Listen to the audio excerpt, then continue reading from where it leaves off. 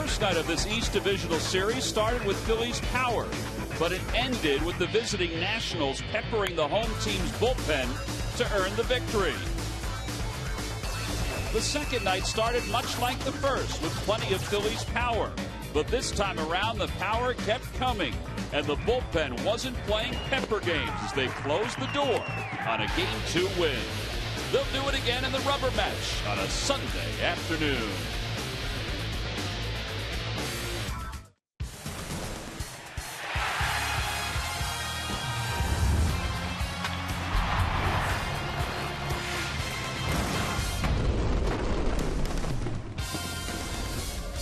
There's a whole lot going on around the area today. The 35th annual Broad Street Run took place earlier in bright sunshine. More than 40,000 people participated.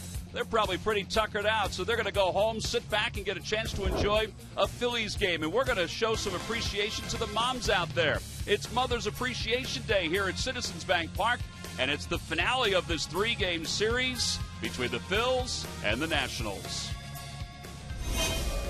Hi, everybody. I'm Tom McCarthy, joined by Matt Stairs and Mike Schmidt. It is Sundays with Schmidt here at the ballpark as we appreciate our moms as well. We hope everybody enjoys their Sunday. And we also get a chance when Mike's in the booth to kind of appreciate some of the numbers that you put up during your career. I know you're the all-time home run leader, but you're also the all-time hits leader. I know you're pretty impressed with that one.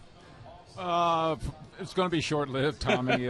Jimmy's going to pass me here in the next couple of weeks. I hope very quickly, especially with last night's performance, a 4-hit game, four base hits, using the right side of the infield. There you see it. The four guys who are at the top of the list, but he was a great two-hole hitter last night, without question. I'd like to see that more often. He'll pass me a lot faster if he does more of that. The problem with Jimmy is sometimes he thinks he can catch me in home runs, though. Well, he does have the power ability. And speaking of that, thinking back to his first base hit in the big leagues. This one came against the Marlins, and it's a triple down the right field line. This is sort of that line drive, home run ability that he does have, and obviously he's got some speed to get into third base with that triple. And, of course, last night, the 4-hit night, as you said, everything was in the same spots. That's true. And, just something of the big picture. Are we going to be somewhere around 2,300 hits, give or take a few at the end of the season, maybe 2,350? I think it's time to start setting your sights on 3,000 if you're Jimmy Rollins.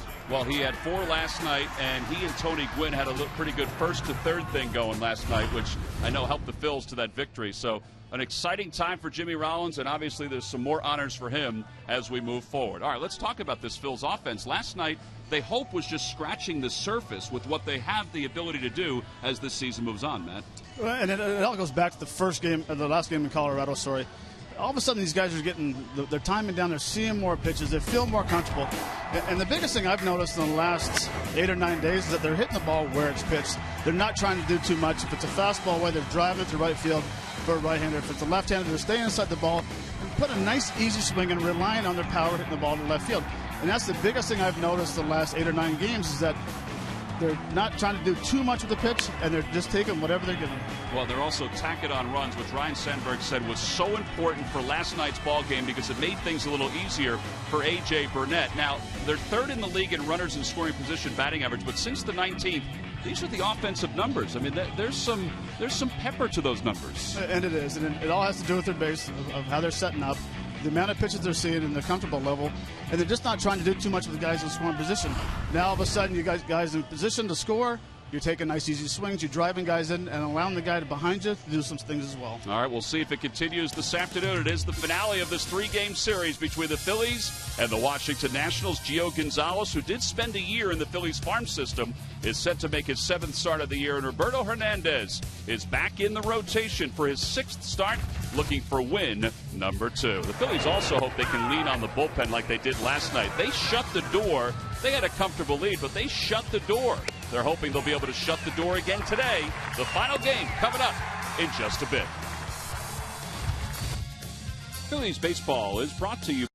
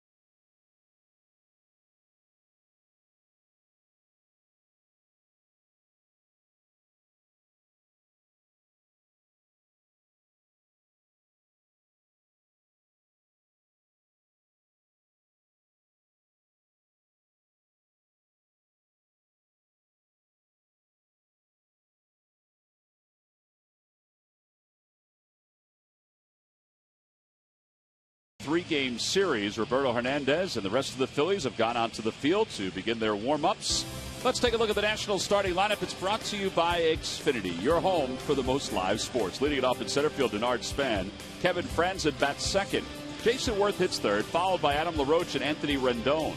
Ian Desmond, the shortstop, bats sixth. Hitting seventh is Nate McLeod. Batting eighth is the catcher, Sandy Leon. And batting ninth and pitching is left-hander Gio Gonzalez. They will face Phillies right-hander Roberto Hernandez. 1-1 with a 5.74 earned run average so far. And Matty made one quick appearance out of the bullpen, but now, because of the illness to Cole Hamels, he's back in the rotation maybe a day earlier than he was supposed to be. Yeah, and the very important thing tonight is he has to rely on that sinker to be down in the zone. He has to have to establish the fastball and the changeup early in the game. 94 mile an hour sinker, but when it doesn't sink, we call it a stinker, and it stays up in the zone. That is part of our Budweiser scouting report, although I didn't see stinker in the Budweiser scouting report. Hernandez is ready to go. Denard Span is stepping to the plate. We had rain come through just a few moments ago. It hasn't really had any kind of an effect. It just stopped the grounds crew from wetting down the infield dirt. But it is breezy this Sunday afternoon. And Denard Span, who's 1 for 9 so far in the series, will lead things off for the Nationals. Span overall hitting .221. He has the most at-bats against Hernandez with 30. And we're underway as the first pitch is in there for a strike. 7 runs batted in, 14 runs scored for Denard Span. And that pitch is a little high, so 1 ball and 1 strike.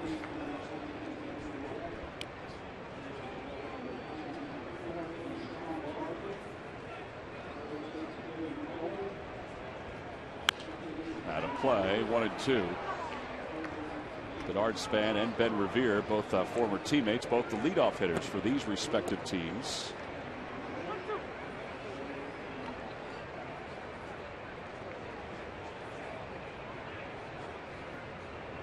One ball, 2 strikes.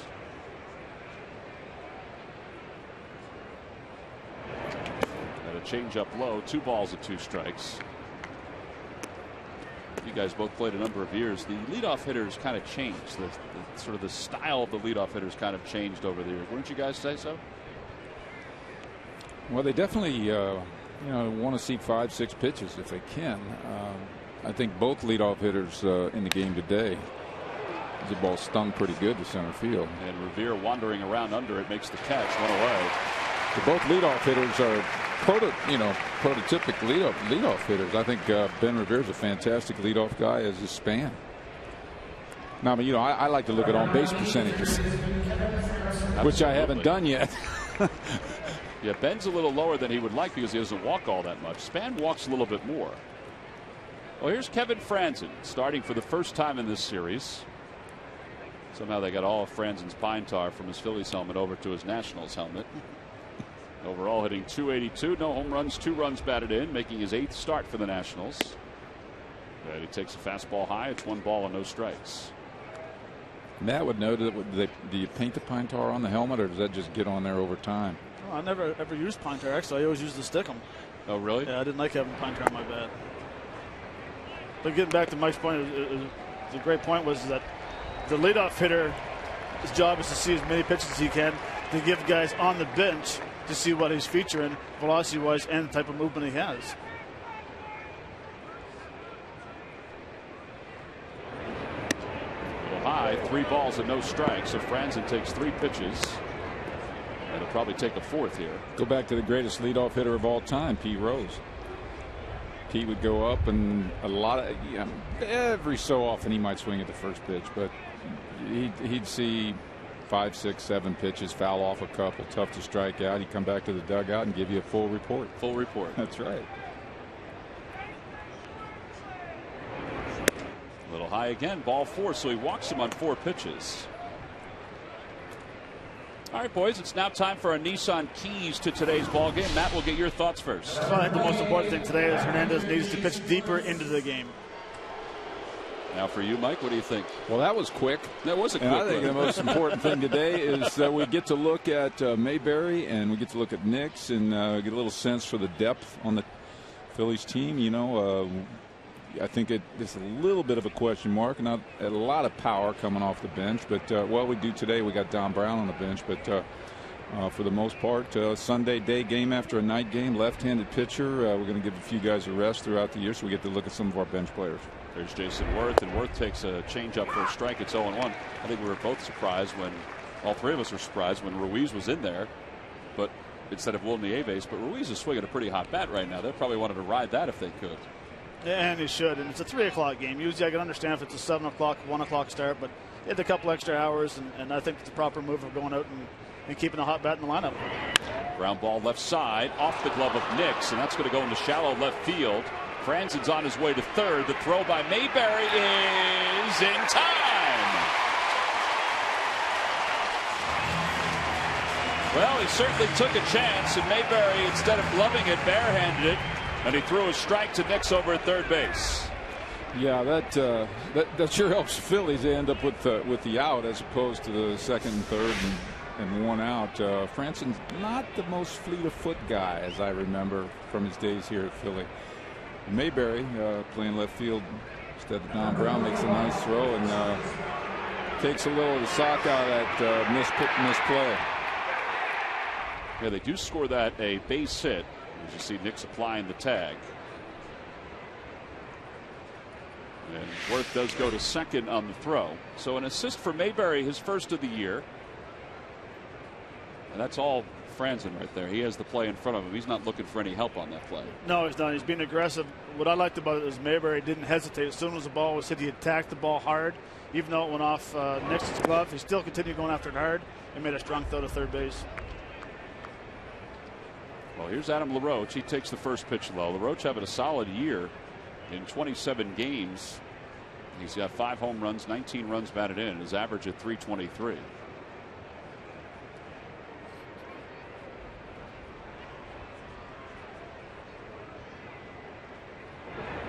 Inside, 2-0. Back to that play, Matty. The old saying is you never want to make the first out or the third out at third base. Isn't that how it goes? That's why you want to be aggressive with one out and try to get there with the first out fly. Kevin's problem was a little lack of speed, but his intentions were good.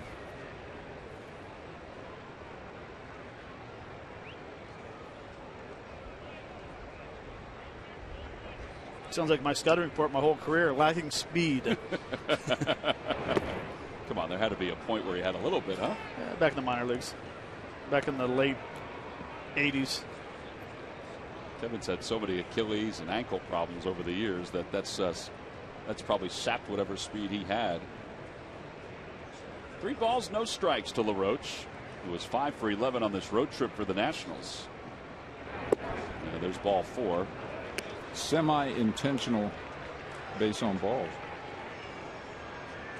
During the 2014 season, Turkey Hill, the official ice cream of the Phillies, will contribute $100 for each Phillies victory and 5 cents for each carton of Phillies Grand Slam ice cream, sold to support the Phillies youth baseball and softball programs. It really did seem like he was working around him there. He wasn't giving him anything good to hit at all. Figured he picked out a right-hander here instead of the lefty. Rendon's been good, though, for the Nationals. And he takes a sinker low, 1-0. They've moved him from the 2-hole to the 5-hole this afternoon.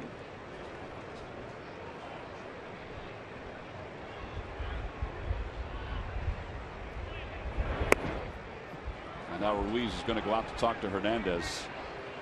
17 pitches already, but 12 balls, 5 strikes in this first inning. One of the storylines coming into today's ball game is the National League East as a whole. I mean, look at that. Right. From top to bottom, 2.5 games. It's a good sign for the Phillies and the Marlins that they're still within reach after a month of the season. Braves are losing today to the Giants. They've lost 5 straight.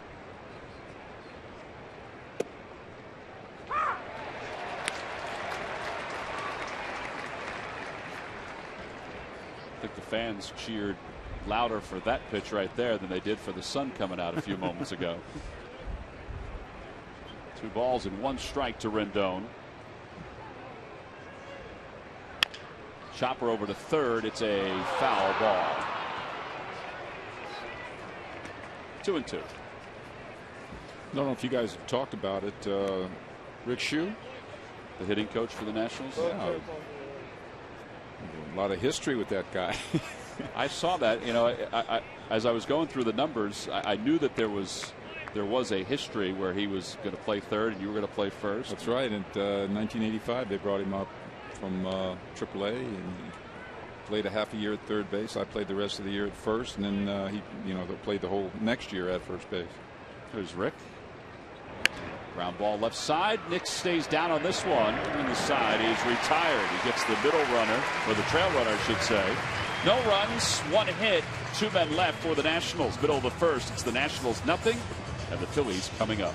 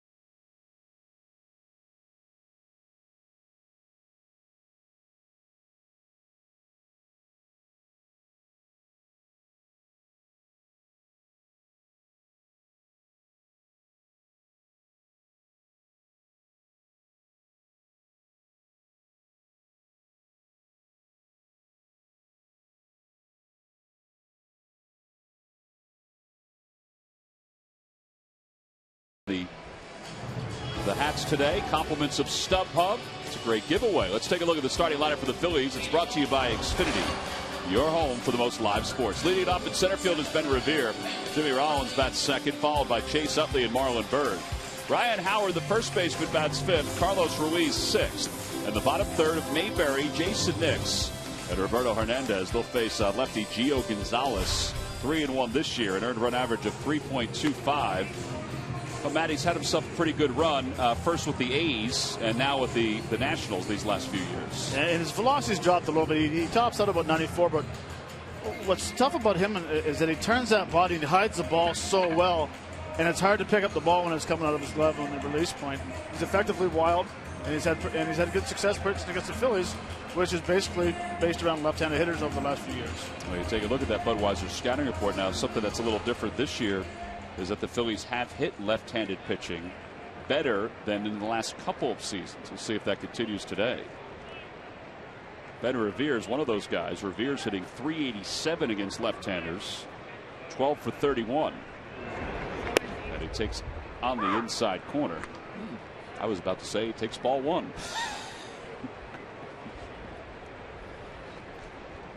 There's Ben's overall numbers, 284, no homers, 5 RBIs.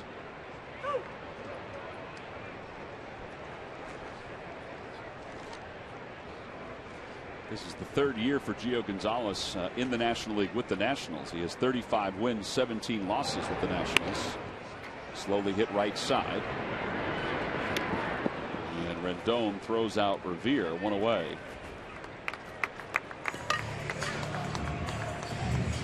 And that'll bring Jimmy Rollins to the plate.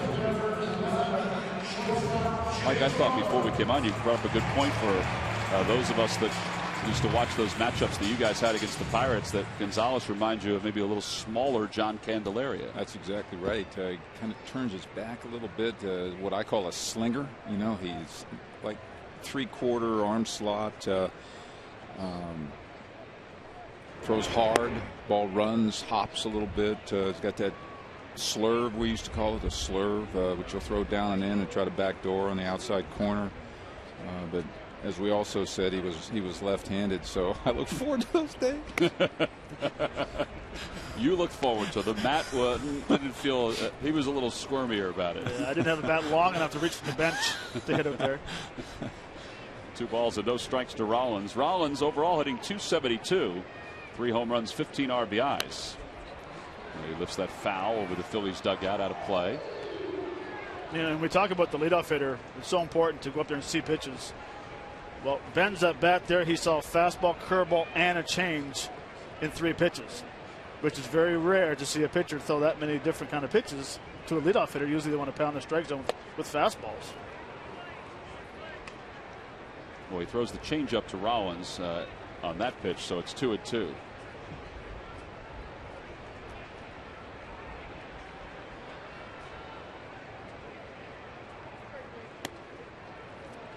Lucky McDonald's Phillies home run jackpot contestant is Owen Posey of Pipersville, Pennsylvania. Phillies hit a home run in today's ball game, then Owen will win $100. 3-2 pitch to Rollins.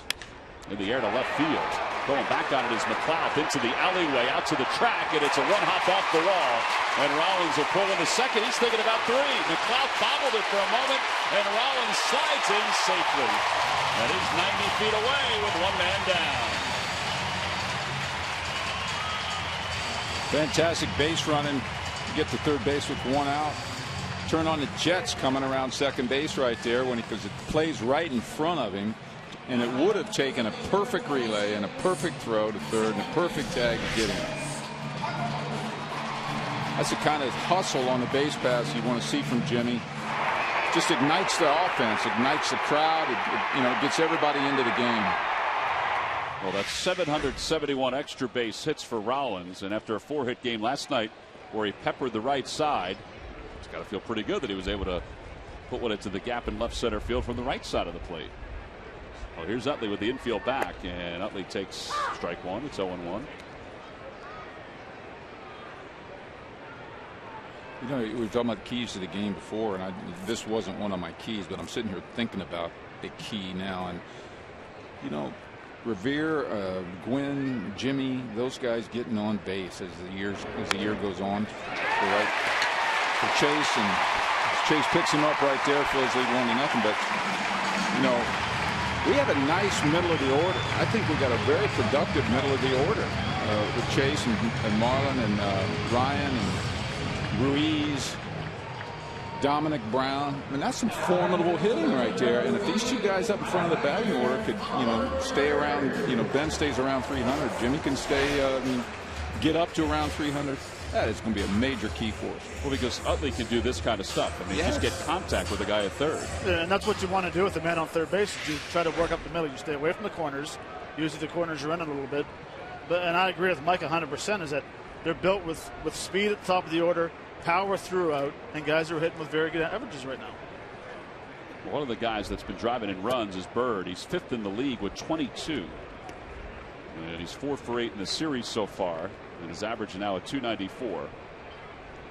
And that's a quiet 5th in the league in RBIs for me anyway. I looked at the stats earlier, and he's on track for over 100.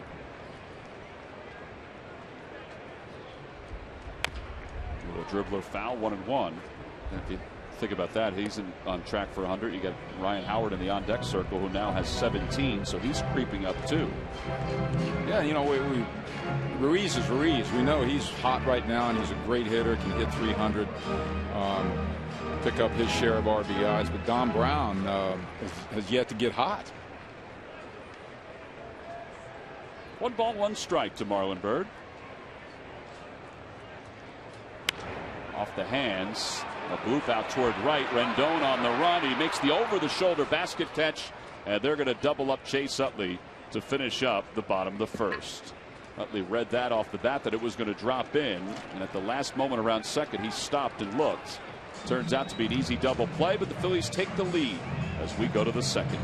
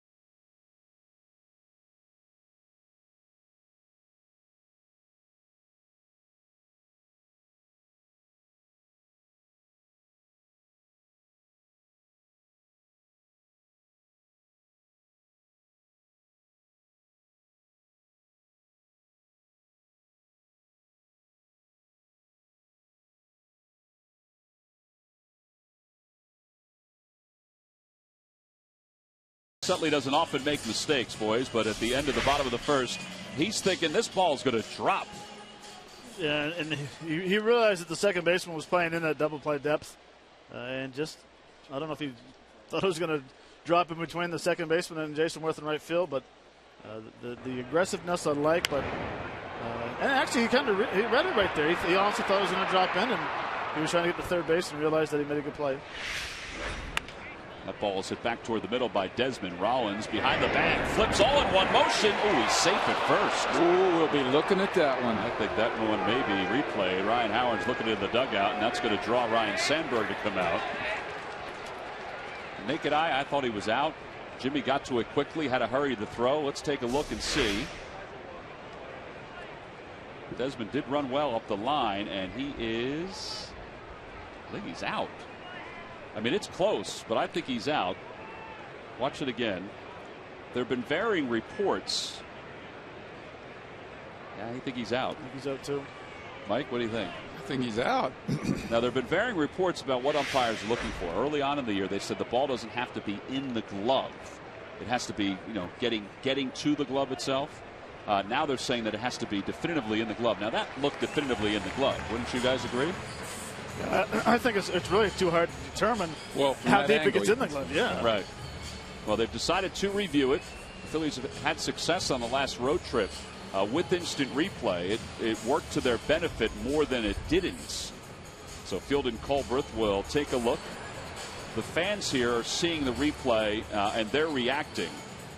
And that replay, to me, woo, the one I just saw before looked like he was safe, and that one looks like he was out. Let's take another look here. This right is there. what. Boom, safe. Huh? Right here, we're looking at. There we go. Ready? Yeah, see there, it looks like his foot still hasn't hit the bag as the ball gets in the glove of Howard. Now up on the big video board, they're showing the front shot. This one right here. I think he's out, but it's by a hair. And that's going to be a tough one to turn over. We might be here a while. Yeah, they could rule this inconclusive and allow Desmond to see right there. The ball's in the glove. Man, you don't know that. Now the ball's in the glove. If you see a big white spot, the ball's not in the glove. Well, but that's where the interpretation is. I mean, I know that they're trying to get all of it right, and we're all learning as we go. But earlier this year, the first couple weeks, they said there were umpires that would say that the ball didn't have to be in the pocket; it had to be arriving. Now they're saying it has to be in the pocket. We got a minute now, and you guys are in the world day in and day out. What is the general consensus of replay in the sport? I think people still think it takes too long, right? But I think that they like it. It's gone the Phillies' way, as we said a number of times recently. Matt, what have you heard? Well, I hated it the first year. Now all of a sudden, the last couple of times we've challenged, it's worked for us, so I kind of like it now. But I agree. I think it takes a little too much time to go in there and try to figure things out. 2 or 3 minutes of making a guy stand on the mound. So I mean, we're at 3 minutes right now since he's caught him safe at first base. There's so much give and take. For sure, we want every play to be right, made right. We don't. Balls and strikes aren't made right. I mean, balls and strikes, it's a human error. Probably 20, 30 times a game in balls and strikes. We can't correct that.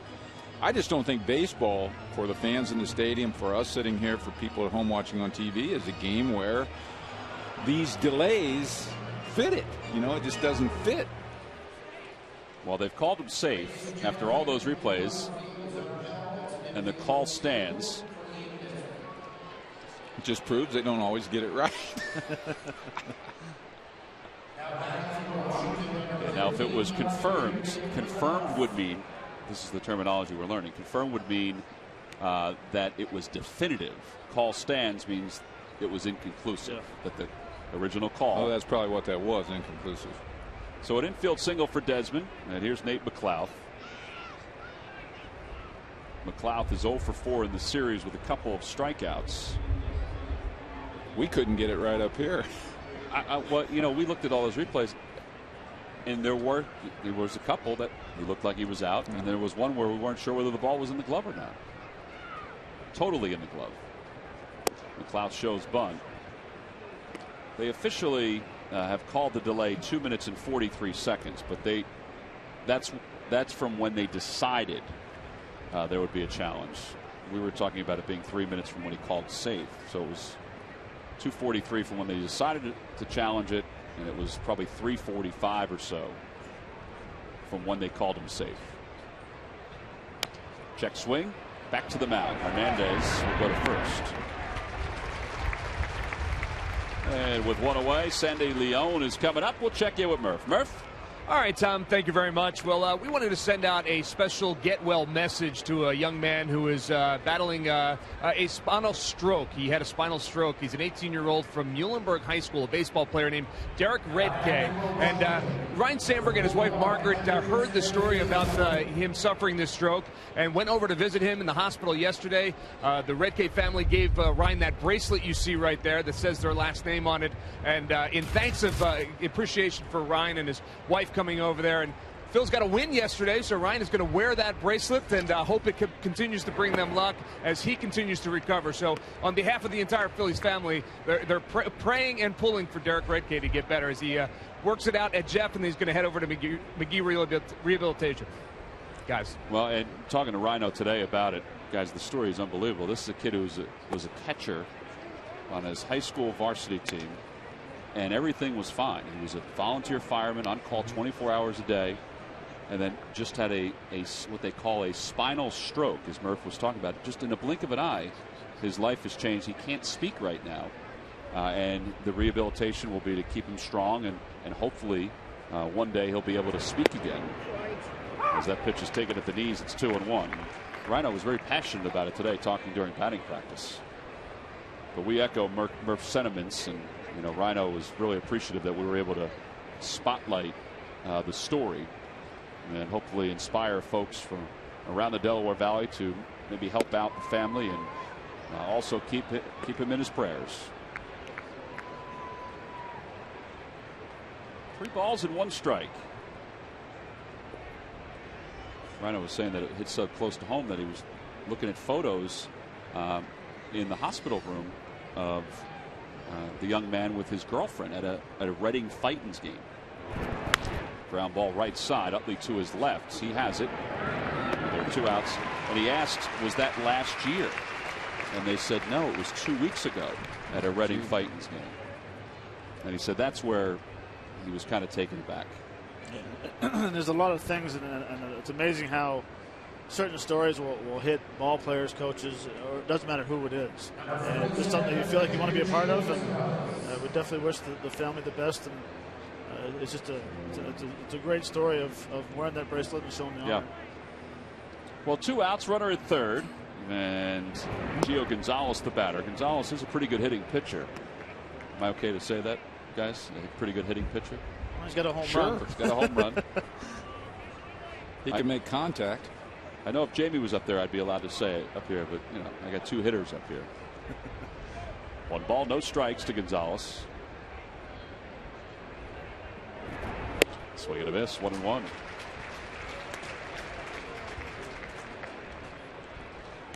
See, he likes to hit. He's walking around. He's disgusted at himself that he missed that pitch.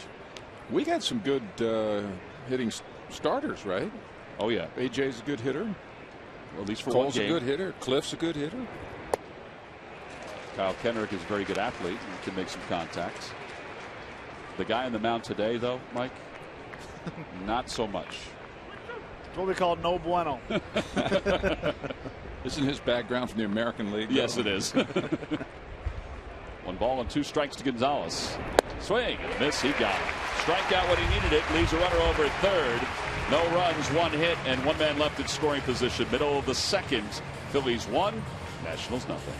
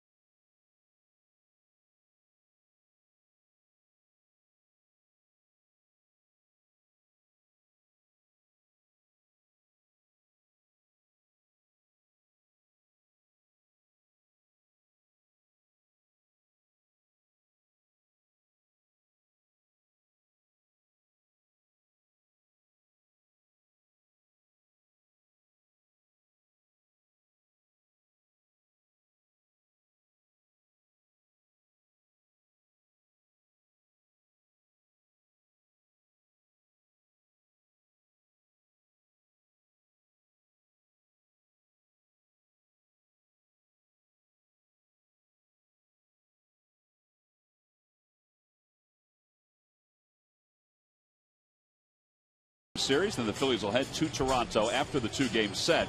Tomorrow's a Hatfield Dollar Dog Night. Tuesday is Teva Respiratory Asthma Awareness Night. And a free Phillies cap, there's the cap right there, to all fans coming to the ballpark.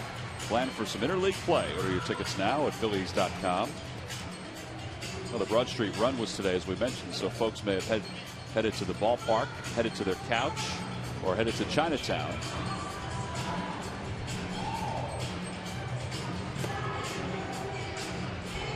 Time now for our Geico quote of the day. Matt Williams on the Nats' early deficits. He said it's perplexing. We've come back in a lot of them, but over the course of a season, you're not going to be able to come back as much as you want to. They came back on Friday night, unable to come back last night, but it's been a trend for them during the course of this year.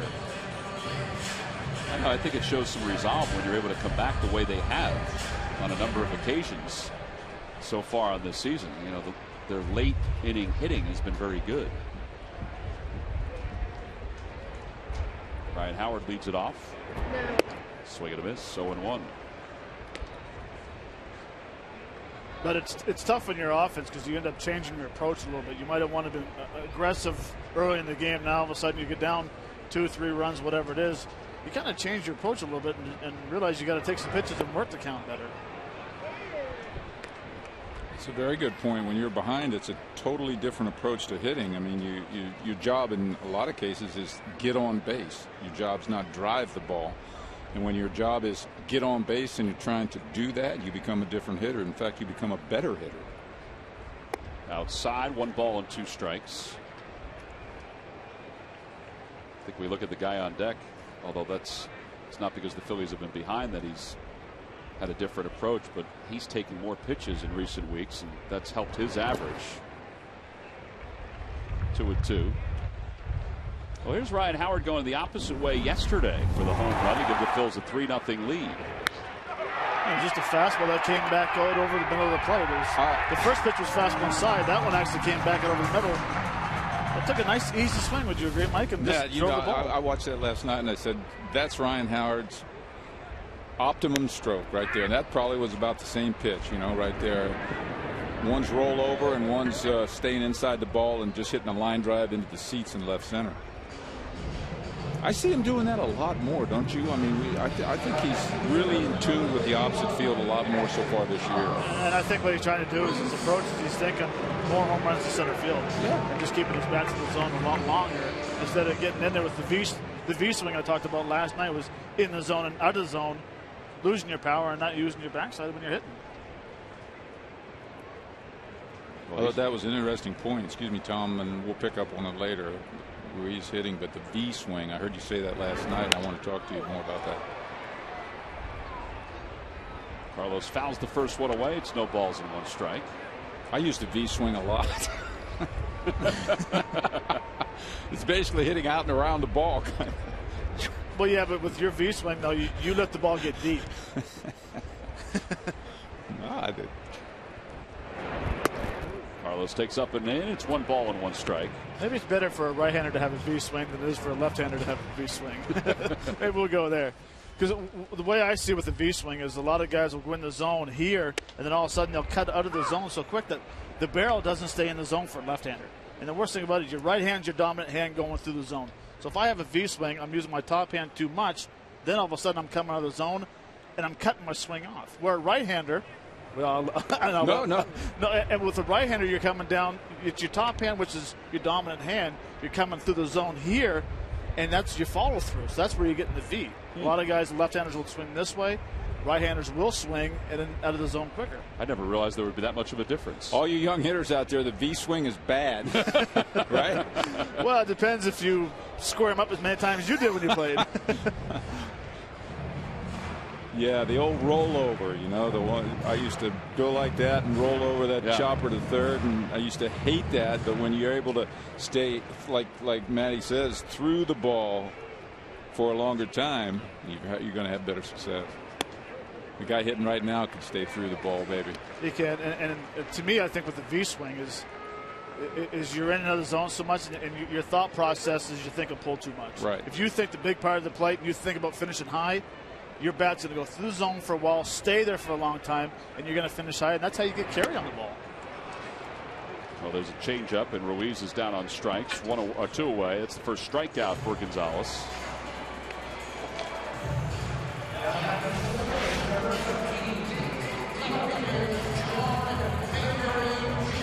That's that tough pitch. That's that old Candelaria pitch, you know, that fastball right at the outside corner that hops away from you. About all you can do is spoil it with 2 strikes. Carlos is down on strikes. Here's John Mayberry. Mayberry's 4 for 12 so far against left-handers. Takes outside, 1 ball and no strikes.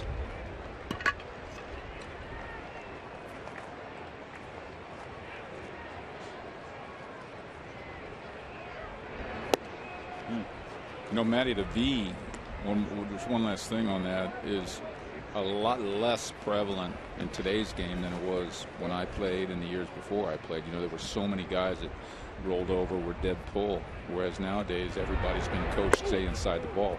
And I think a lot has to do with so much film out there, and analyze every swing that you take, where guys want to have that Ken Griffey Jr. perfect swing from the left side.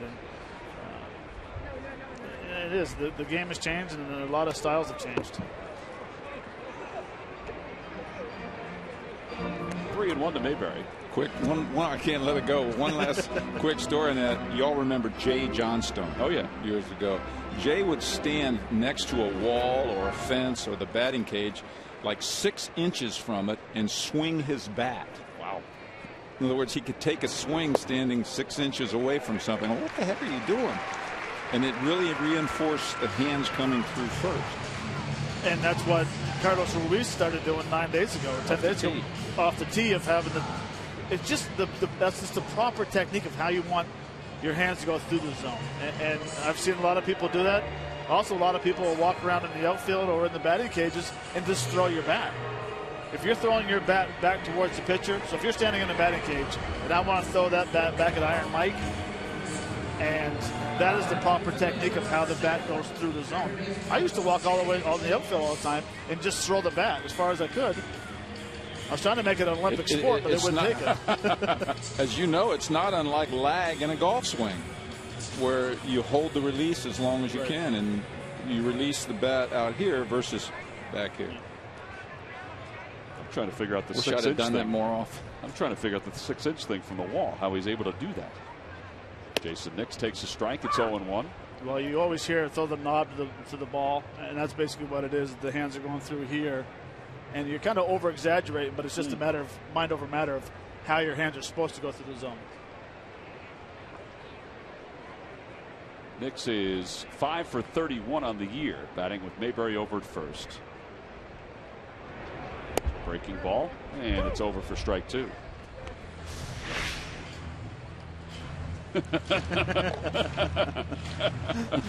we got it. We're all involved. Some are better than others, but we're all involved. No balls at 2 strikes to Nix. Up high, 1-2. You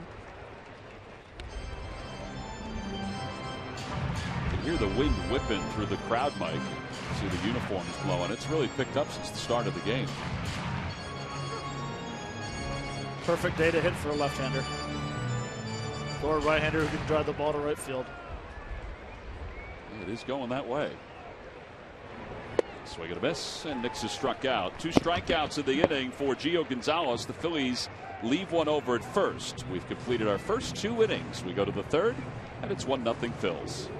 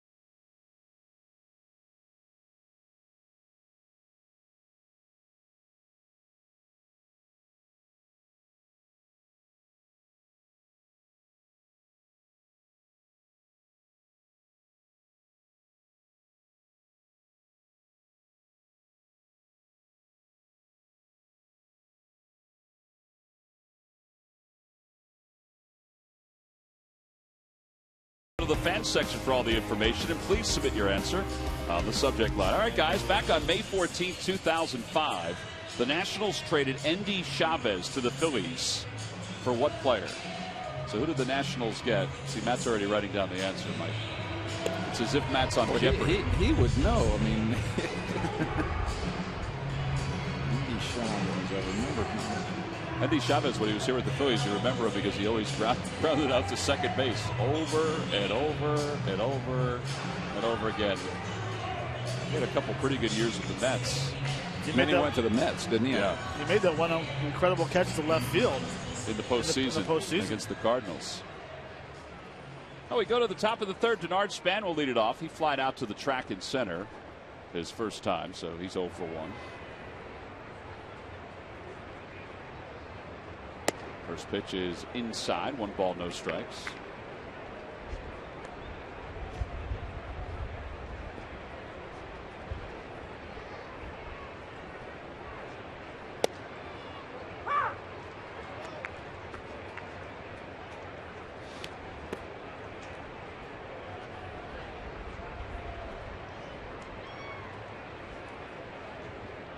Hernandez has walked 2, and he's allowed 2 hits so far. And that one's off the end of the bat. It's going to float it to right field. A base hit for Denard Span. So that's his second hit of the series. It's now time for you to tweet your photo using hashtag PhillyFanPhoto for a chance to have it shown in an upcoming game broadcast. It's brought to you by AT&T.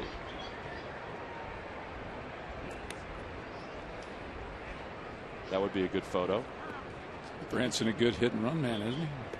Branson is a good hit and run man.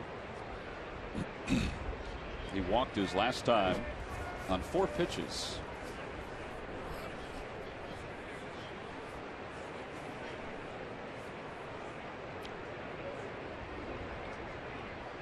Span has good speed. He's stolen 4 bases so far. A little bit of a slide step of some sorts for Hernandez. That was a little different. We haven't seen that for almost every time he's pitched this year. He's been very slow and basically given the guy almost a guaranteed second base on a stolen base.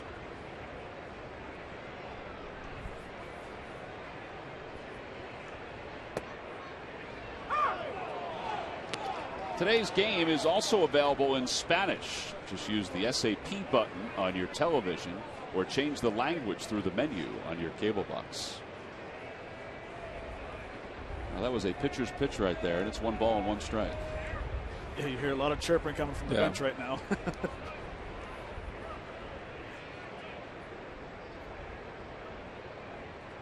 Franz at bunts foul, and it's 1-2. I thought the umpire last night had a fantastic game. This is Angel Fernandez. Manny Gonzalez. Oh, Manny Gonzalez. Yeah, a young guy. He's jumping over at. I think he's at third today. Yeah, he's at third because they did have a change in the umpires for today's ball game. He had some stylish strike 3 calls last night.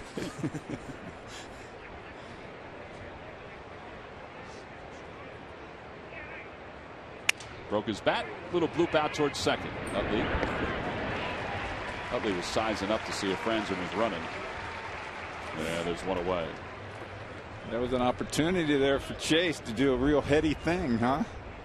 Trade base runners. He could have done that. He could have taken the speed of Span off and had Franzen, who does not run well, as we mentioned, over at first. There's Jason Worth. I thought that was just interesting what Chase was just doing. He was signaling to everybody else in the infield about how the wind is taking the ball sort of to his left over toward first base. Not that that pop-up was all that high, but it still moved a little bit. As Worth takes inside, it's 1-0.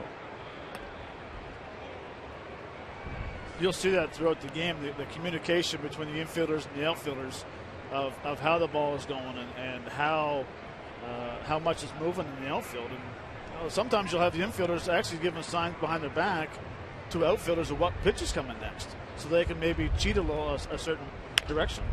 This could be 2. Nix to second for 1, and Utley dropped the ball. And that was not in the exchange. As Span came in hard, and Utley Boy, Chase was trying to get that ball over to first quickly and just didn't get the out at second base. It's bizarro world here today. Base running mistake early. You know, hindsight's 20/20, but that might have been one where Chase may have wanted to just take the one at second. Worth runs well, right? Yep. Spans right on him. The ball really didn't get to him that fast from third base. The step back, as opposed to coming across the bag, two different ways of turning that. I don't know, just something about that play kind of looked like it was going to not be good. Yeah. And I agree. He probably should have just taken the knowing that it was a chopper to third, and Jason still runs down the line well. Well, they scored an E4 all the way. They do give the assist to Jason Nix. And here's Adam LaRoche with runners on first and second. LaRoche walked his first time up. And a high fly ball right center field. It's playable for Revere. Sunglasses on, makes the catch. Tagging from third is Span. Now there are 2 outs. I'll show you the way the ball's carried. It looked like he hit that off the end. Yeah. And carried almost all the way out to the track. Game of inches, Matt. It really is. And this is a good two-seamer. Had the late movement down and just off the end of the bat. Oh, yeah. You called it, Mike. It's a game of inches. That high finish to his, and we saw that last night, that high finish on run to hit down the right field line. But that ball was up in that zone, and that wind carried it to right center. And that's where an outfielder cannot coast. He still has to run with the intent that he has to get underneath it. A lot of guys will coast with a lot of wind. Well, Rendon was up his first time with runners on first and second. And he takes a strike. It's 0-1. When they were able to get him to hit it to a fielder's choice. As an infielder or an outfielder, when you make an error, something like that happens, and this when you really, really like your pitcher when he bears down and gets it third out and they don't score after your error. Well, we saw it on the first night with J-Dub dropping the ball in right field, and then Marlon Byrd hit a home run to right field for a 3-run shot.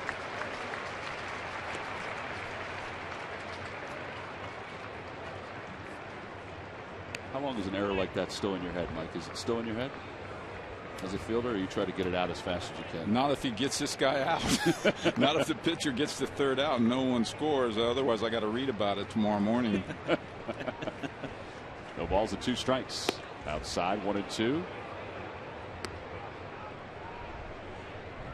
Fastball velocity was at 88 on that one by Roberto Hernandez.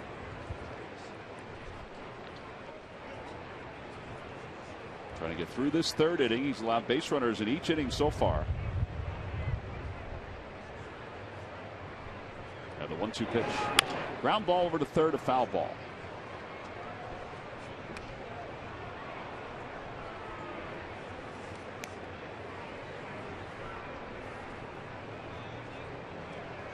Rendon's been filling out in over third base for the injured Ryan Zimmerman. Today he's playing second with Franzen over third. When Zimmerman comes back, Rendon will go back to second base full time.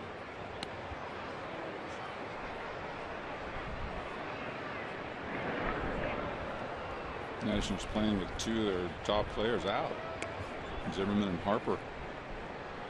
Still a formidable club. Yeah, the fact that they've won 17 with those 2 weapons, you know, Harper just went out last week, but still missing games. I mean, Zimmerman is a big piece to the middle of that order. Even though he struggles at times over third with his throws, he's kind of been one of the leaders of that clubhouse. Did they give a time frame of when he could be back? Or yeah, they're anticipating that he is going to be back. The injury took place on the 12th of April. That one goes right over the head of Denard Span. So they're anticipating he's going to be back probably by the end of May at the latest. He and Harper both injured their thumbs. One injured his left, one injured his right, diving into a bag.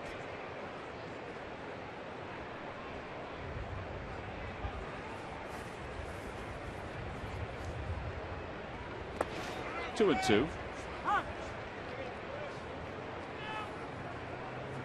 Here's to Budweiser. Here's to baseball on this Sunday afternoon here at Citizens Bank Park. At some point, it won't feel like winter. It'll feel more like spring and eventually summer.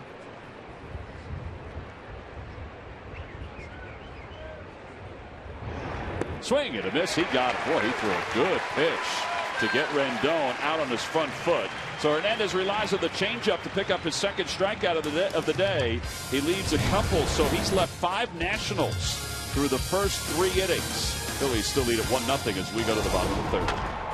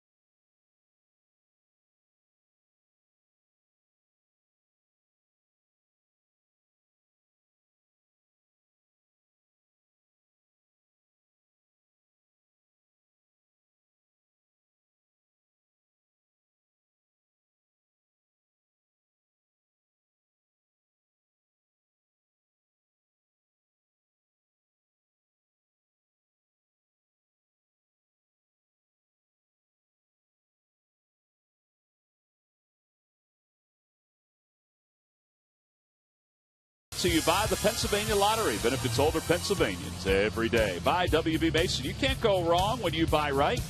And buy Nissan. Choose Nissan today for great offers on our most exciting lineup ever. Shop at ChooseNissan.com.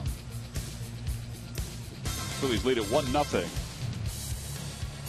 And Roberto Hernandez will lead it off. Roberto is 0 for 27 lifetime. 0 for 9 this year. Right, it's 1 ball and no strikes.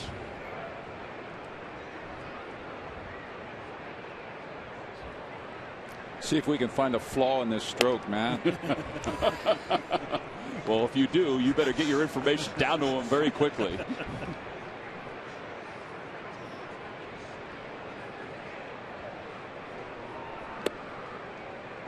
Yeah, see, he thought that was ball 3, so you can't really find any fault in that. He got that from Pat Burrell.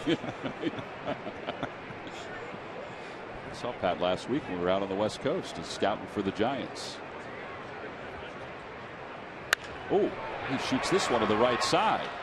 Rendon, though, was playing over toward the hole, and Hernandez just casually going up the line.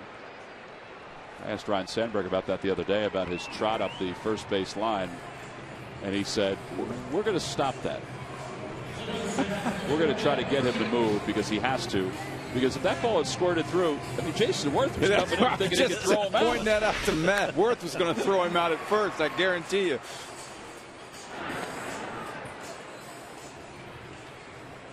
Now, he slowed up after he saw Rendon had picked it up. But if that ball had gotten through, I'm with you guys. But Jason Worth is thinking, I got an out.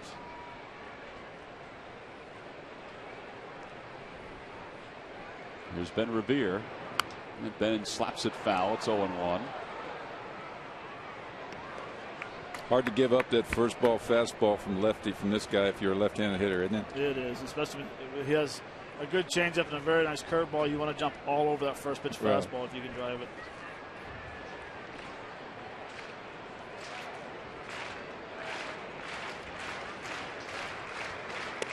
There is that curve, but it misses. 1-1.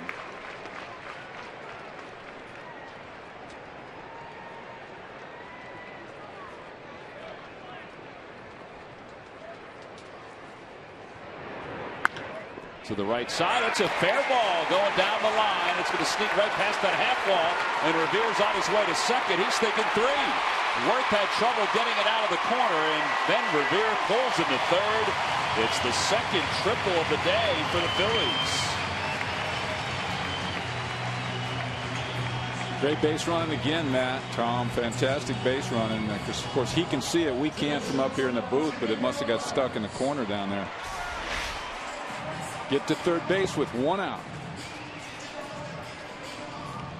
And that's the key, is coming out of that batter's box. Automatically you're thinking, too, and Jason bobbed it a little bit down the right field corner. But the thing is, he never hesitated the whole time. He peeks over his shoulder, sees that J-Dub bobbed it a little bit, never hesitated, and never broke stride. Was going to third base without any doubt in his mind that he could get there. Well, it's the 16th career triple for Revere, and the infield is now in. And the pitch is low and inside. 1 ball, no strikes. Now, these are the at-bats, I think, and you mentioned earlier that the Phillies have been better at the last 10, 12 games. 2-0. Well, and I think that the reason why they've been getting better at it is because they've been swinging at their pitch instead of swinging at the pitcher's pitch. Going to your strength instead of swinging at a guy who has a very good changeup or whatever it is. Rollins 5 for 6 with runners at third and less than 2 outs. Well, that was ball 3. It was low, but you know, Jimmy was locked into 2-0 fastball right there. I'm going to drive this ball somewhere and get the run in, which isn't all bad. Don't get me. I think it's a great aggressive play. Tried to hold up, and fielding Colbert says he went around. Man, there's a big difference in today's game than when I played. I could get away with that all day long. You can't nowadays. No. On the hands, out of play. Why could you get away with it? Well, you know, a check swing, the rule on the check swing just seems has changed over time, and they call any bat that almost just passes over home plate. I mean, I could have hit a home run every now and then on some of my check swings, and they were called balls. Swing and a miss. Rollins is struck out. That's 3 strikeouts for Gonzalez. And here comes Chase Utley.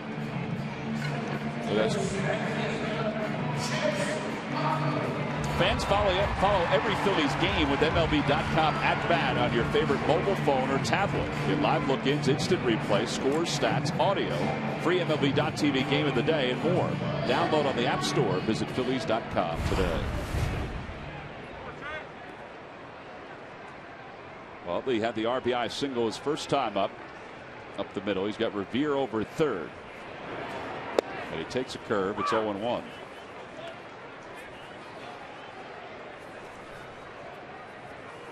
Phillies are third in the league with runners in scoring position average, which is a jump from the last couple of years. It's been huge.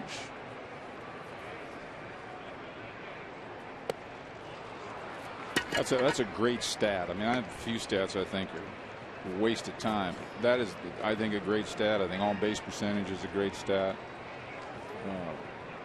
Runners inherited for pitchers, relief pitchers. I don't even know what some of that stuff means. War? What's war? What is it good for? Absolutely. You want us to play some background music? You can get a little. It is true. There's a lot out there. Way more than when you were playing. Way more than even when Matt started playing. And when I finished. Well, that's true, too. Really, I mean, a few years ago, that's when they started coming out with all these new stats.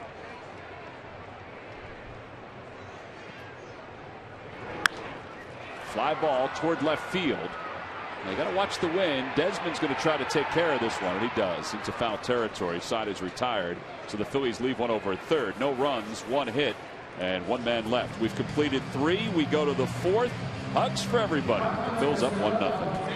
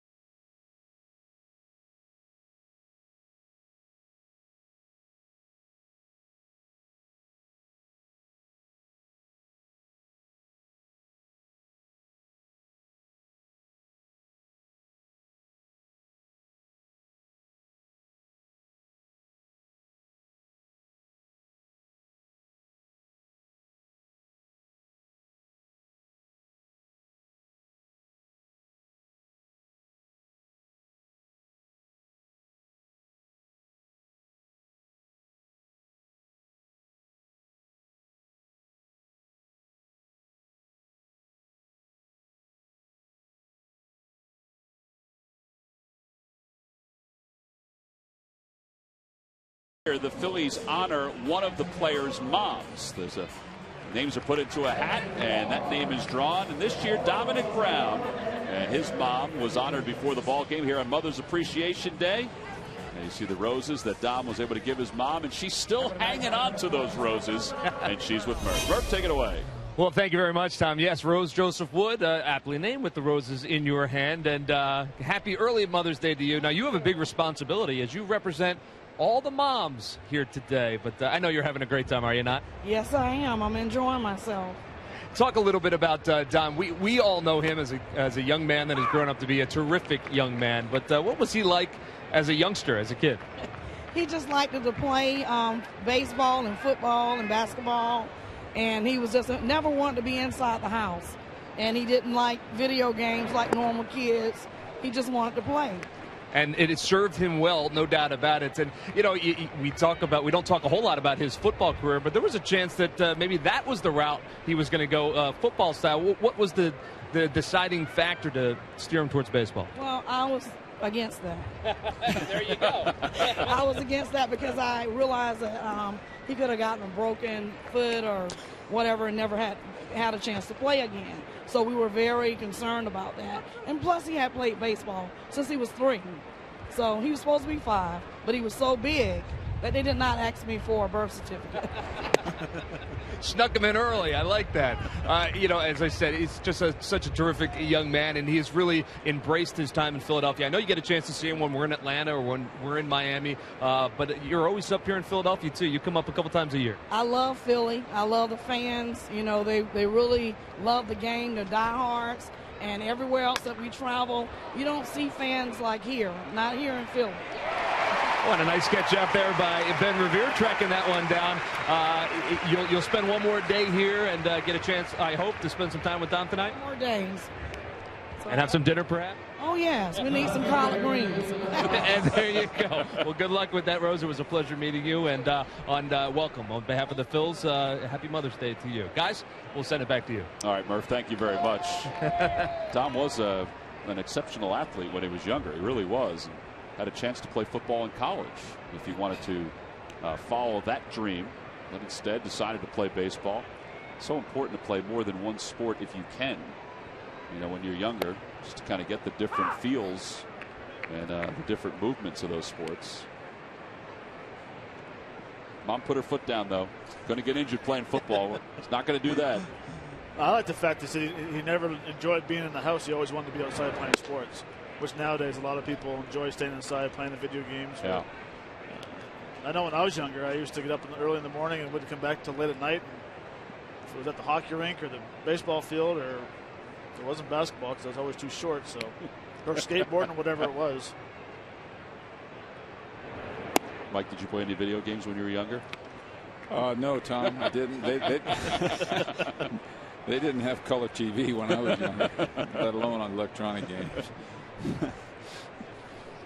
2 balls and 1 strike to Nate McLouth. McLouth hit one back to the mound his first time up, a little short of the mound. To the right side, a foul ball. And it's 2-2. I wish I could have done that when we played. Toss a foul ball into the stands. Now, you guys get fined if you did that, That's right? right. A lot of people don't know that. When we played, it was a fine to throw a ball in the stands. By the league or by? Yeah. Really? $50. That's incredible. Something you learn something new every day. Change up low. When I was working in the minor leagues, there was a year where they weren't allowed to throw the baseballs into the crowd. It was the silliest rule. At the time, it was silly because, you know, it's one of the greatest opportunities for a fan when they get a baseball. I mean, they jump all over the place for it. I think they ought to hand them out at the gate when they come in. So, but then they won't throw them into the crowd after that.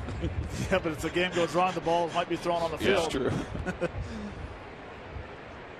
How much was the fine? Do you remember? I think it was like $50, but that was a lot back then. Sure but was. Just it was, you know, they didn't want us throwing balls away. They counted the balls back then, you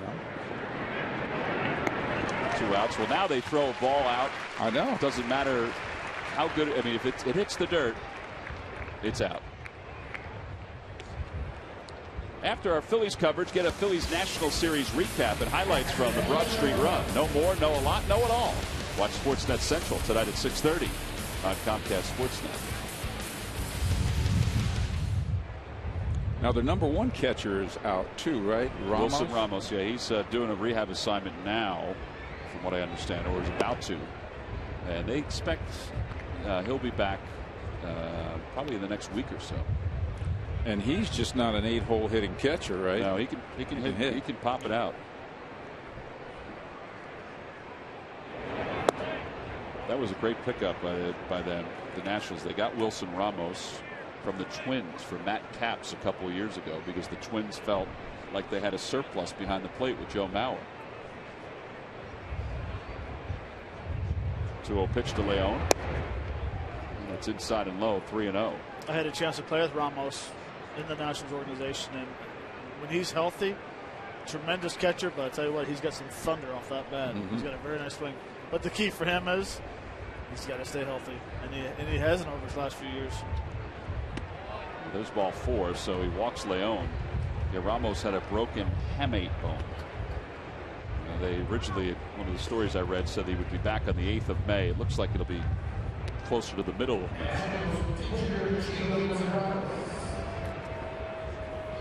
Third walk issued by Hernandez. Here's Gio Gonzalez. The Phillies up 1-0 here in the top of the 4th. I don't think that made our pitching coach too happy right there with 2 outs, walking the 8-hole hitter. Get the pitcher cleared out of the way. 8-hole hitter that's hitting 158.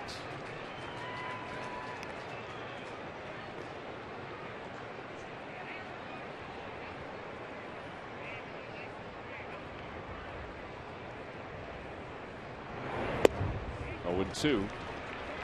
You don't realize how important little things like that happen in a baseball game where you could turn the lineup over. Like even if you do strike out the pitcher right here, no run scored and everything, but Span now leads off the next inning versus Gonzalez leading off the next inning.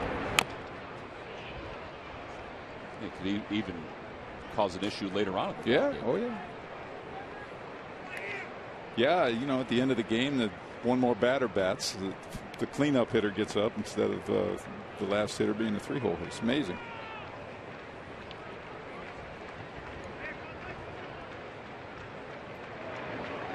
Got him with a breaking ball.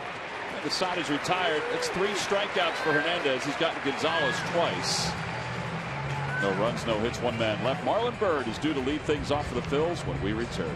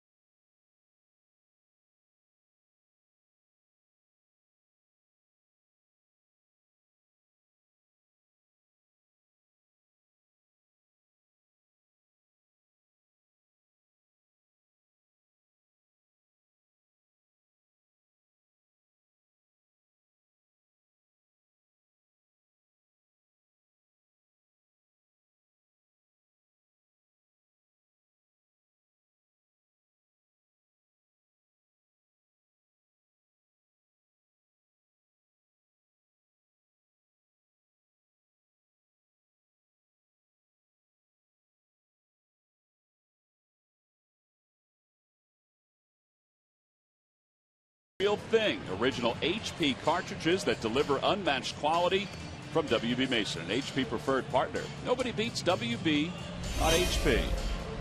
Roberto Hernandez has gotten through 4. He's allowed 3 hits. He's worked out of some difficult spots. And he's hoping his team can get some offense here as we go to the bottom of the 4th. Along with Matt Stairs and Mike Schmidt and Greg Murphy, I'm Tom McCarthy on this Sunday afternoon. Phillies getting a chance to play a divisional game Jimmy Rollins talked last night about how important it is to win these divisional games. You're facing these teams 19 times. I still think it's remarkable that there's only 2.5 games separating the top team and the bottom team in the National League East at this point. Yeah, when you can play 500 baseball through the month of April and you come in, find yourself 2.5 games out, you got to drive. It's something you look forward to, knowing that you haven't played your best baseball yet. Marlon Byrd takes low, 1 ball, no strikes. I forget which year it was. Way back when we were right around 500 and we won the division. Oh, really? Well, it was a tough division that year. You guys were beating each other up. That's right. Over to third. That's a fair ball. Franzen in time to get Marlon Byrd. Don't forget any close play. The Phillies are without a challenge. Now Ryan Howard's coming up, and with Ryan stepping into plate, it's time for our Cold Hard Fact, brought to you by Frost Brewed Coors Light. Ryan facing Gio Gonzalez, and actually we'll take a look at our Mazda leaders. The active career leaders, opponent batting average against Gio Gonzalez. The opposition's hitting just .231. How about Chris Young, .225? The big tall right-hander is pitching for the Mariners right now. He throws about 84 at the top of the zone every time and has a high changeup every time as well. Like very. Except he looks like he's handing it to the catcher.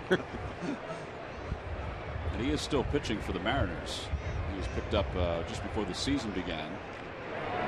Howard takes a breaking ball, and it's 1 ball and 1 strike.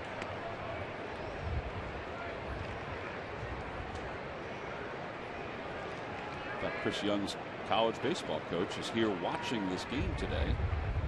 Sitting in the Hall of Fame level, Scott Bradley, a former major leaguer.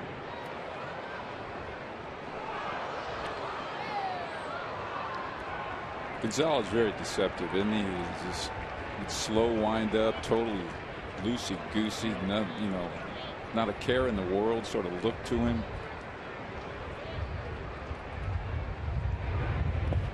Well, that year he was with the Phillies, he was 7-12 with an ERA of 4.66. They were still pretty high on him, but the White Sox wanted him back, so Phillies sent him there for Freddie Garcia. At the time, it seemed like it was a pretty good deal. And then Gonzalez wound up with the A's. Swing and a miss. 2 outs. Wow. Stepping toward first, Matt. Throwing across your body, starting at a foot behind you. And hiding it and not picking up the pitch until basically it's almost in the dirt for home plate. He has that delivery, and it's so relaxing, and then all of a sudden you sneaky fast, and then you can drop off a curveball like that. That's the guys that are hard to square up or hard to have timing with, because their motion's so slow, and the next thing you know, that ball comes out of their hand and it gets on you in a blink of an eye. And you have to guard against a 92, 93 mile an hour fastball.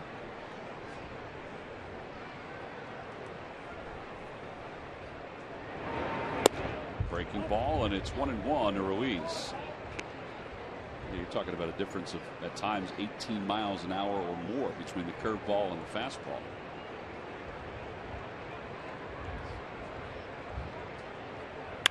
Over to shortstop.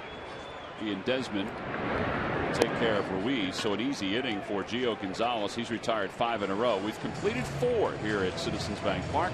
Phillies still nursing a 1-run lead.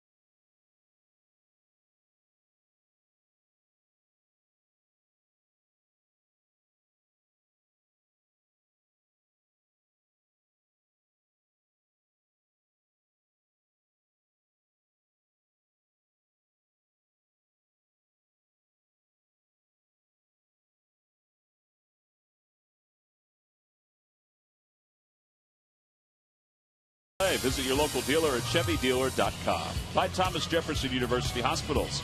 Call 1-800-JEFF-NOW for an appointment. And by Toyota. The Toyota Time Sales Event is going on now. Toyota, let's go places. Top of the 5th inning, it's 1-0 Phillies on top. And the top of the order is due up against Roberto Hernandez. How has he thrown today, guys? What do you guys think so far from Roberto Hernandez? I think he's pitched well. I think he's keeping the ball down. I mean, this will be the inning. This is usually when he runs out of gas throughout his previous starts. He's done well with your key to the game so far. So far, that's why I kept it short. Well, he starts Span off with a sinker for a strike. It's 0-1. Span looped a single to right his last time up. He's 1 for 2.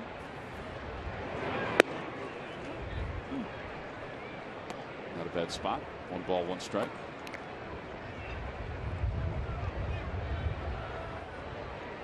And he's mixed up the outs here this afternoon.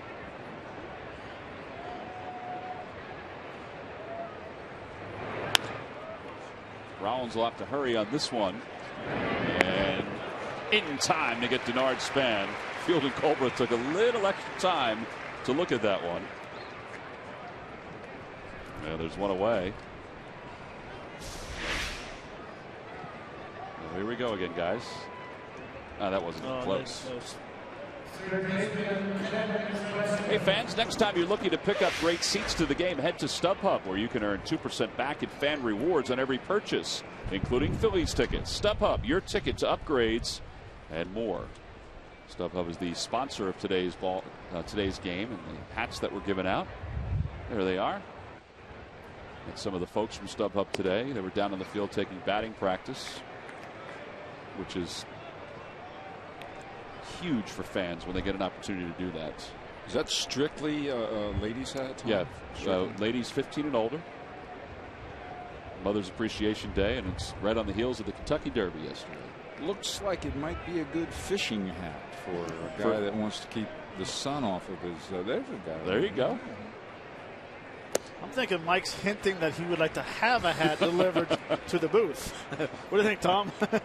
Well, I got my sunglasses earlier. That's right, you did. Those sunglasses will be given out later on this year. The Wistar Institute. As Franzen fouls it off.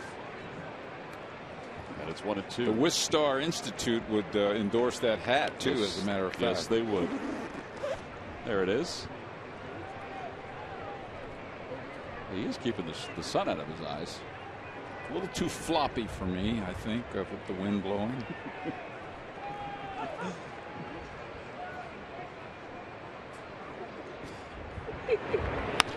Over to the left side again. Rollins will backhand this time. Well, there are 2 outs.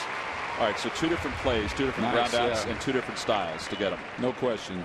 Great baseball sense. And it's amazing that the game is. The parameters for the game are perfect, aren't they, Matt? 90 feet. Guy can hit a ground ball, a little slow and a hard one, and the fielder catches it. And for some reason, if that fielder knows just how long he has to get that runner at first base, right? That's the biggest thing with the scouting report, especially the first one, Span. He knew he had to charge a little bit.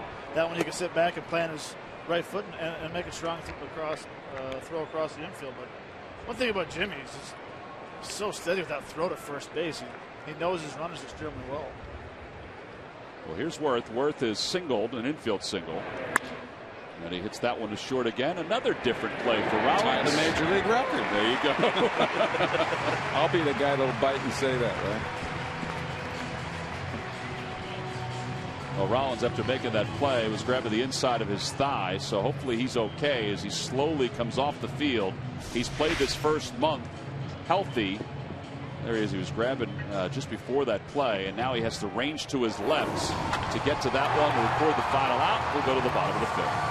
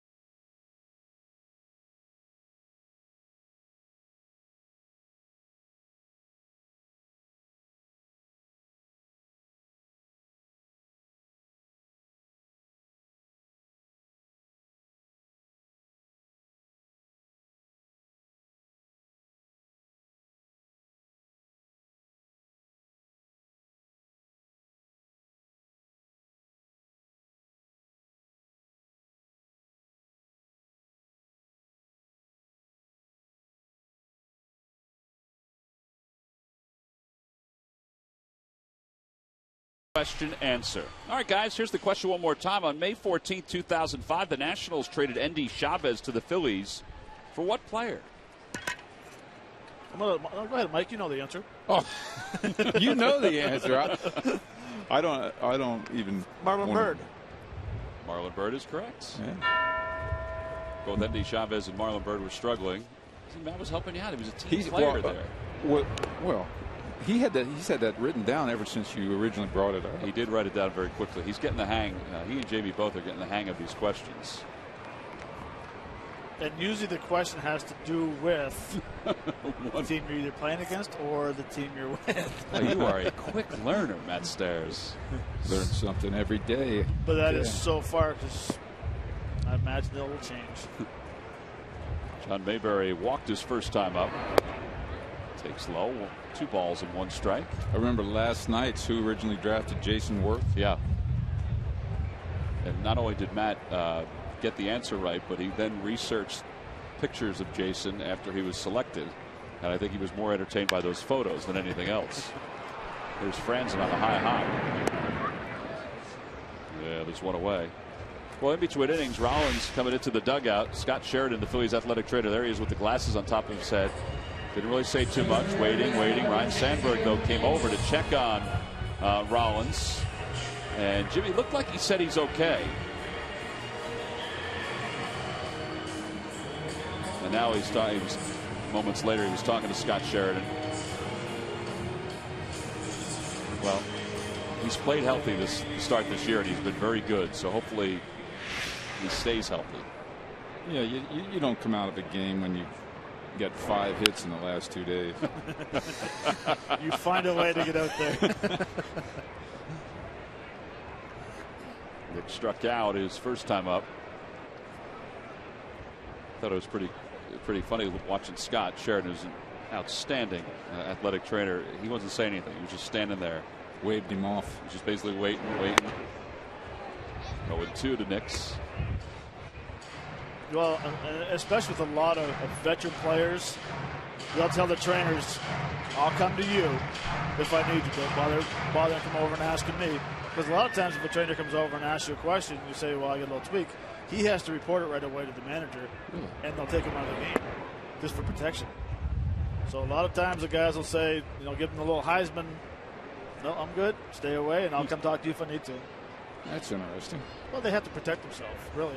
If you're getting information that your groin's sore, your lower back sore, your shoulder sore, whatever, they have to report it. Outside 2-2. Well, Scott and Sean Ficasny, both Phillies athletic trainers, they do an outstanding job.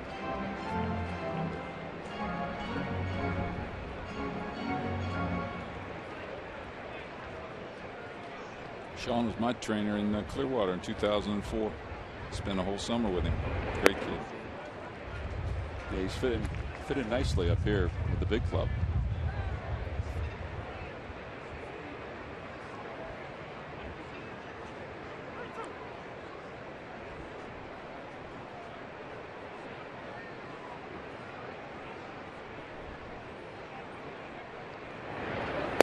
And ball 4. Well, the LA Angels are coming to town for the first time with Mike Trout in uniform on Tuesday, May 13th. That's what we were talking about before. The Wistar Institute Melanoma Awareness Day, presented by Independence Blue Cross and Citizens Bank. A free Phillies sunglasses for all fans. Then Wednesday the 14th is a Citizens Bank business person special. Mike, of course, grew up just across the bridge in Millville, New Jersey. And he is a special player.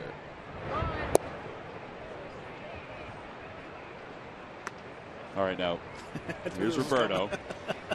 I knew this was coming. No, he has been somewhat challenged. Bert's worked at this, though. He really has. He's worked with Pete Mackanin on trying to sacrifice and be a better bunter. He has 3 this year. Missed that one.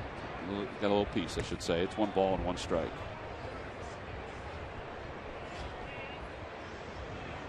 They were out here the other day before batting practice, and they were working on sacrifice bunts. Let me just make a point here that it's much easier to bunt that 65-mile-an-hour BP pitch than it is that 94-mile-an-hour fastball. with movement.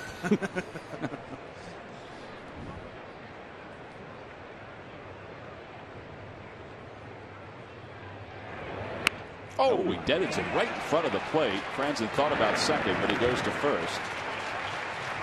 Sacrifice number 4 on the year for Roberto Hernandez.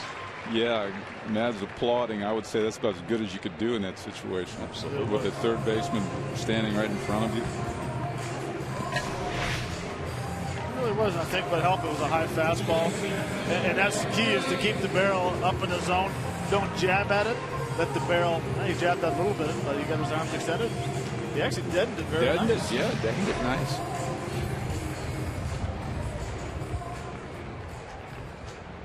So he'll sit and watch and see if Ben Revere can bring home Jason Nix, who's in scoring position. Phillies have had a couple of runners in scoring position today. They scored 1 back in the first. Another in the third was left out there. And now Nix here in the 5th. 1 ball and no strikes.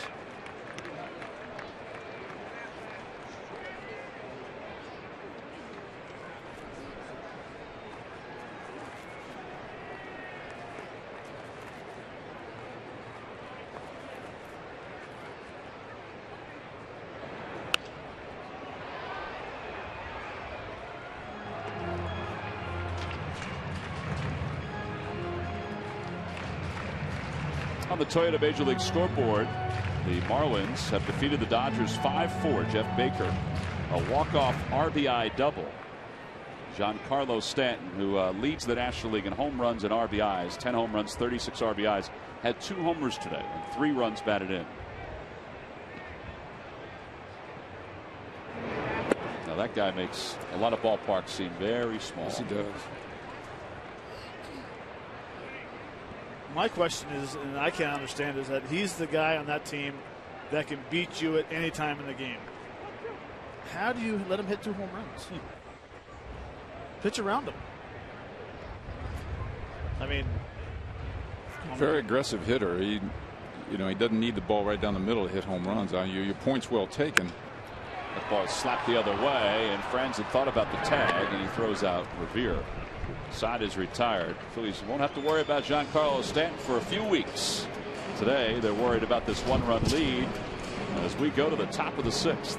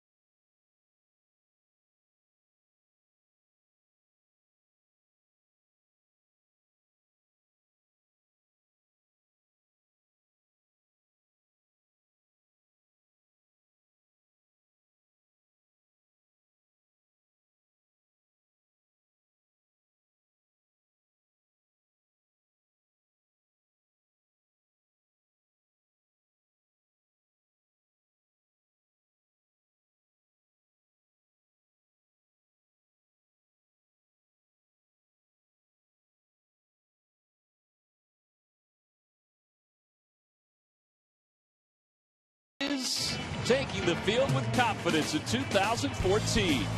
As usual, Carlos has been great defensively for the Phillies behind the plates. As the month of April came to an end, Carlos's bat was just getting started.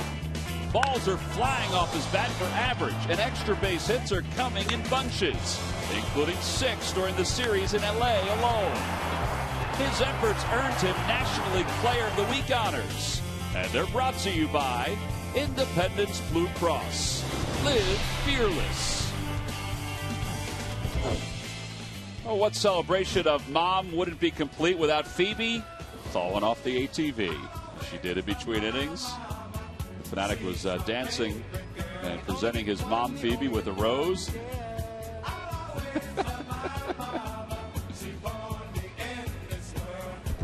to hang on that time. LaRoche hits a liner right at Rollins to start the 6th inning. Well, they're going to test him, make sure he's moving okay. Yeah, there's one out here at the top of the 6th.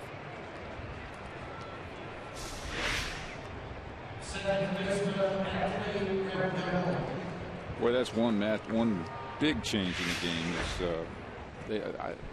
Have they been shifting on LaRoche as well? Not as they did yesterday. I didn't think they did it today until now, but they have started to shift on him more, and the Phillies are doing it more this year than in past years. There's Anthony Rendon. Was there ever any? Did they ever shift on anybody? Like let's say Bowl or anybody like that? Back in the day, maybe a Willie Stargell, and I'm going way back in the day then, early in my career. He might be the only guy. I mean, even like a Johnny Bench, for example, who was dead pull. No? No, not really. What about like a Wooly McCovey, somebody like that? Maybe he would. I only played against him 1 year. I can't remember. He would have been a guy that they might have put a major switch on. Look at the wind. Well, the wind is taking that one. Well, there are 2 outs. And it makes sense. I mean, we have the charts, the hitting charts, computer readouts, advanced scouts. Guy didn't ever hit the ball over there. Why put a man there? Well, we played in spring training against Pittsburgh this year. They put the shift on every single left-handed hitter that came up in spring training. Everyone. Didn't matter who it was. They had the shift on every day. On every. You mean as an experiment? Must have been. There's no way you're going to have a scouting report on the guy wearing number 94. That's true. it probably was, all right, this is how we're going to line during the regular season against X player or Y player. Let's practice it. I can tell you this. A lot of teams shifted on me late in my career, and they put the second baseman behind the pitcher. Up the middle. Well, I think I touched on this last time we had the Sunday game, which basically took my opposite field away from me, which was up the middle. And if I was going to beat the shift, I would have had to hit a ground ball, at normal second base position. Which teams want you to do. Yeah, exactly. Yeah, the dirt, 1 ball and 2 strikes to Desmond. Well, you mentioned the Pirates. They went to the postseason last year, and they shifted more than any other team in baseball last year. It was something that they just bought into. Now the 1-2 pitch to Desmond. Low, ball 2. And it's funny, hitters like Ryan Howard, for example, he will go the other way and use the whole field in the air, but not on the ground.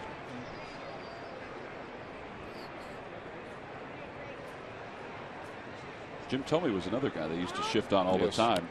And when people asked him about trying to poke a ball the other way on the ground or trying to lay down a bunt the other way, he said, it's not what I do. I'm up there to try to hit home runs. Off the hands. Jason Nick says he's got it. Side is retired. Hey, hats off to Roberto Hernandez. These last couple innings, he's retired the side in order. In fact, he set down 7 in a row. We'll go to the bottom of the 6th. The Phillies still on top 1-0.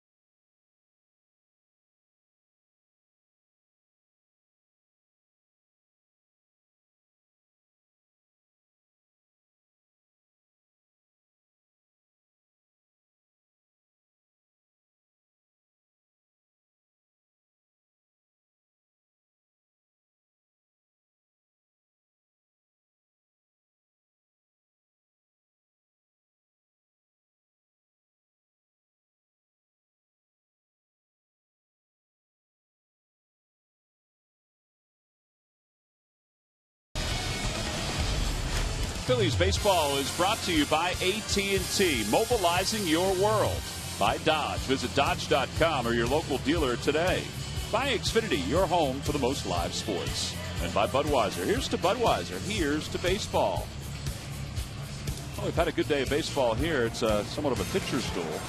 It's 1-0 Phillies. They scored their run in the first on an RBI single by Chase Utley. And that'll bring Jimmy Rollins to the plate. Rollins has tripled today. He's also struck out.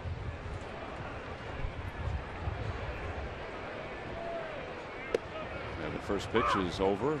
Like an off-speed pitch. And it's 0-1.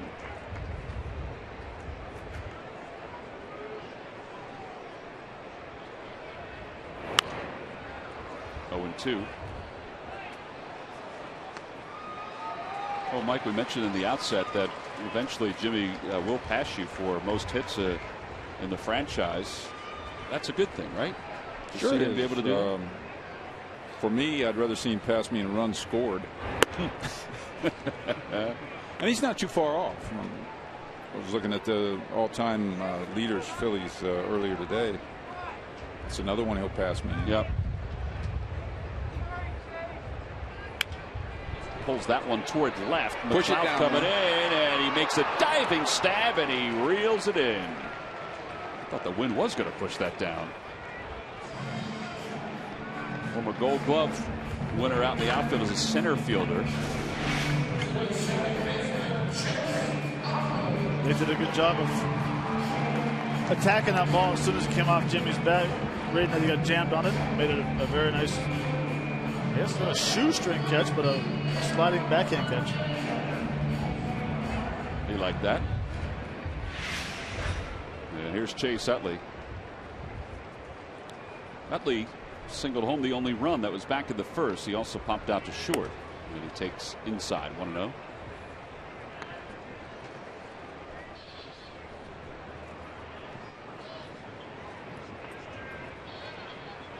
Hitting .353. Came in fourth in the National League in hitting. Troy Tulowitzki's reached 400 with his average. Matt and I had to pick the player of the month for the month of April. And I know I was torn between Tulowitzki and his teammate Charlie Blackmon. Have you watched that kid play at all, Mike? When he played against us, yeah. Yeah, he's a pretty good player. Out toward right center field. Span stepped to his left, but is able to still track this, or to his right, I should say, and is able to still track this down. Live now at Phillies.com is the Phillies Fantastic Auction. Features great experiences and collectibles. A kids' party, batting cage access, movie and ice cream, and a sleepover here at the Phillies clubhouse. Plus a video game challenge against A.J. Burnett on Fanavision, and a round of golf with Mike Schmidt. The Fantastic Auction benefits Phillies charities. Auction ends on Tuesday, May 13th and Wednesday the 14th. Check it out now at Phillies.com. All right, now it's probably pretty cool to play golf with you. Had a great time with that guy last year that won that auction item. Can't remember his name, but we had fun. Yeah. Played at the Ace Club. Which is a beautiful course. Matt tore it up a few weeks ago. Yeah, it tore it up all right. Tore the trees up trying to find the fairway. Well, all for Phillies charities. It is a great cause, and it was very successful last year. I mean, obviously, a Phillies fan getting a chance to golf with you, he's got to be loaded with questions. Anything stand out? Like, was there any real pressing question that he had for you? No, I can't remember last year. It was just a fun day of golf. Ground ball foul, and it's 0-2. Actually, the sleepover here at the ballpark wouldn't be a bad thing to bid on. Get used to the batting cage, the clubhouse. Where do you sleep? In the clubhouse. Oh. I don't think that did was that a few times when I played. Yep, been there too. Swing and a miss, and Gonzalez strikes out Bird. And the Phillies go down in order here in the 6th inning. So 6 in the books. We head to the 7th.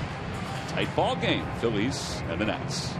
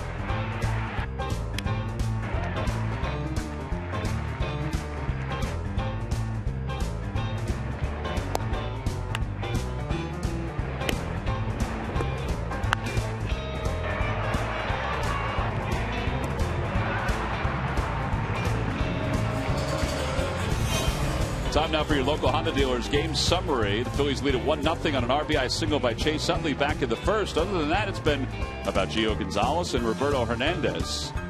Nationals have left 6 in scoring position, so we begin the 7th. It'll be the bottom third, McLeod, Sandy Leon, and Gio Gonzalez is scheduled to hit. Matt brought up a good point the other night in a similar situation. Matt Williams decided to go with a pinch hitter, and McLeod is going to waste no time, and he grounds out to start the 7th. Well, that's a pitcher's best friend right there. First pitch of the inning, 1 out. Yeah, going after a changeup, which is a very nice pitch, by the way. But that's the thing. It's the guys think that they need to get up there and take a big swing and try to tie this game up, where it's more important to, especially the way unfortunately the way they've struggled this year in the bullpen. No, this is just a nice changeup off speed, getting them out in front, getting a nice rollover, and an easy out on a first pitch. Well, Leon takes the first pitch. Nobody's out of the on-deck circle yet for the Nationals, although Gio is walking up the stairs. 1 ball, 1 strike.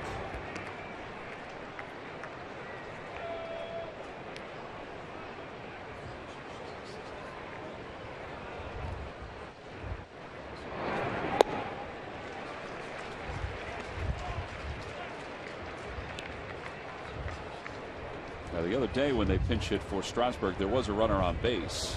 Yeah. So maybe that'll be the difference. If nobody gets on here, they'll let Gonzalez bat.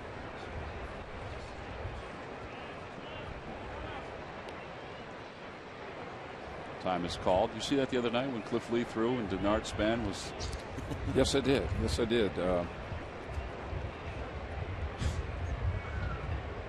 have been better if it You was a got to strike. love Cliff Lee. Oh, yeah. He's got the greatest attitude for a baseball player I think I've ever been around. The best is the benches. There was nothing really going on. There was a lot of talk, and the benches emptied. And after the game, Cliff said, it really wasn't that big of a deal. Outside, 3-2. Now, Span was just ready to hit, and then all of a sudden wasn't. Asked for time, but he wasn't granted the time. Okay. But he stepped out and then tried to dance back in, but the pitch was coming.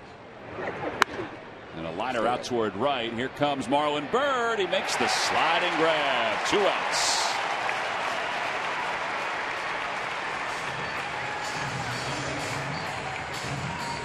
What, the wind really has had an effect. Everything's coming back toward the infield, it seems.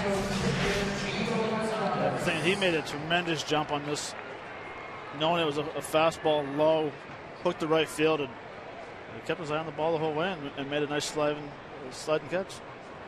Another pitcher right there pumping his fists, joined the play by the outfield. Man, I always wondered, day game, night game, which is the toughest to pick the ball out of the stands when in the outfield?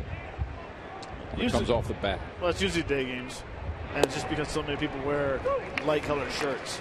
Nighttime seemed like it was very easy. The only thing you had to worry about was the lights and the gaps that when you have to hit balls. But daytime it can get tough, especially with, and not in Philly because everyone wears red. Hernandez. He took a long look at Gio Gonzalez before he flipped it over to first. How about 7 innings from Roberto Hernandez? He scattered 3 hits. He's retired 10 in a row.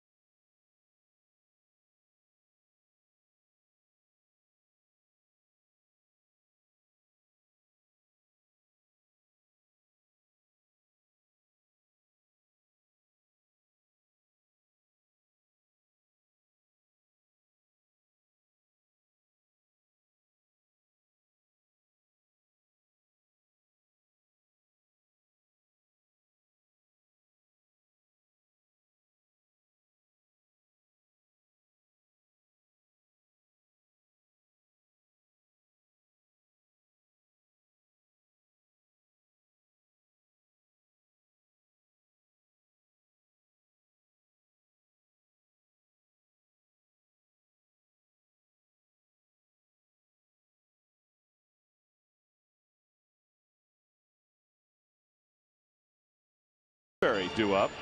These lucky fans are today's Citizens 7. They will receive a prize pack courtesy of Citizens Bank. Good banking is simple, clear, and personal. And that's helping you bank better. Citizens Bank, good banking is good citizenship. Roberto Hernandez, this is the best outing of the year for Bert. 7 innings, 3 hits, 3 walks, 3 strikeouts, 98 pitches. His spot is not due to come up here in the 7th right now. It could potentially. But there is bullpen action for the Phils, or there was. They've sat down. We'll see what they do. They may want to push, see if they can get another inning out of them. They're talking about it right now. I'm sure, yes, I'm sure they're down there talking about it. What do you think, Larry? What do you think, Ryan? What do you think? Larry's going, heck, back when I played, a guy got a 1-0 lead. He's staying in that game. That's it. Well, this is what he's done today. A number of ground ball outs, which is good for him, including 3 in the 6th inning. That's one of them right there.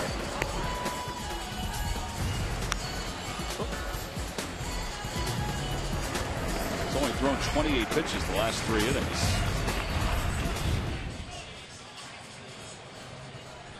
I believe when a guy's getting them out, he's getting them out. Don't change. Going over the lineup card. Because we don't, I don't know the status, the physical status of, whether or not you got to be careful with him when he gets around 100. That seems to be the way things are nowadays. But he probably wants to stay in this game. Well, it was Matt. What was it? The first 2 or 3 starts, he'd get to the 5th inning and his velocity would drop like 4 or 5 miles an hour. And that's when they could determine when he was getting tired. His velocity was dropping. The ball was up in the zone. But tonight he's been down in the zone majority of the whole night, besides pitching around a couple of guys. Yeah, I think we're only talking about 1 inning, right? And you get to Papelbon. Yeah, 1 inning, yep. If everything stays the same. Yeah, the numbers aren't great, though, for the 8th. But as we said last night, they got to plow through those numbers. Howard's behind 0-2. He's 0 for 2 today. He's grounded out and struck out. And he takes just a little bit inside, 1-2.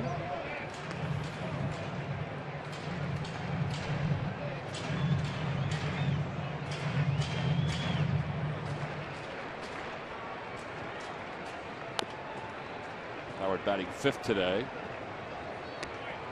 Well, there's Cole Hamels feeling better today after getting some fluids in his system yesterday. And he will pitch on Tuesday against the Blue Jays.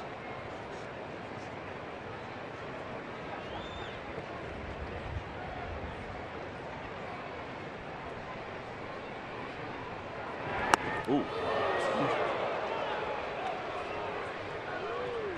2-2.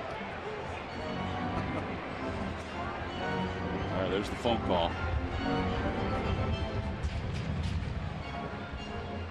$1 million question is, who will it be to pitch the 8th inning? Swing and a miss. He got him with a curveball. Well, he does like that curveball. Now that's a tough at bat for those of you out there that want to know what it's like to be Ryan Howard.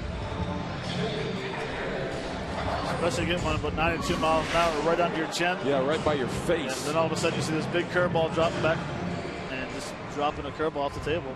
Yeah, Matt, that ball's gone from behind your rear end to a foot outside. It's, saying, here I am. No, I'm not. Carlos hits it in the air to right center field. It's going to go back toward Jason Worth, and he'll put it away for the 2nd out. Well, the Cincinnati Reds are coming to town. Their only visit beginning Friday, May 16th. It's Irish Heritage Night on that Friday. Saturday's also night game at 7:05, and then Sunday the 18th, Citizens Bank Fanatic Birthday. Free Fanatic funny glasses for fans 14 and under. Order your tickets now by going to Phillies.com. Oh, it is Mike Adams that's warming up. He come in for the 3rd straight day after not pitching too much. Not pitching back-to-back games before this series. John Mayberry is up. He's 0 for 1.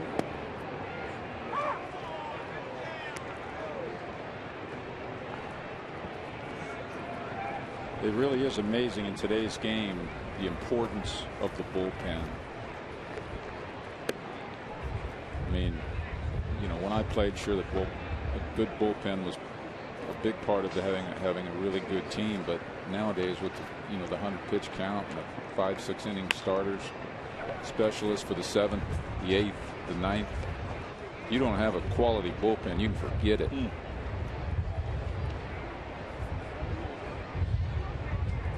I always wonder about certain pitchers that let's say pitched in your era when I was growing up watching games. How would they be in this day and age? Let's say if they were a left-handed specialist, or if they were a closer, a one-inning closer, as Mayberry struck out. I'm sure sometimes they think about that too. 100 pitches for Gonzalez. Roberto Hernandez. Let's see if he comes back with the Phillies up 1-0.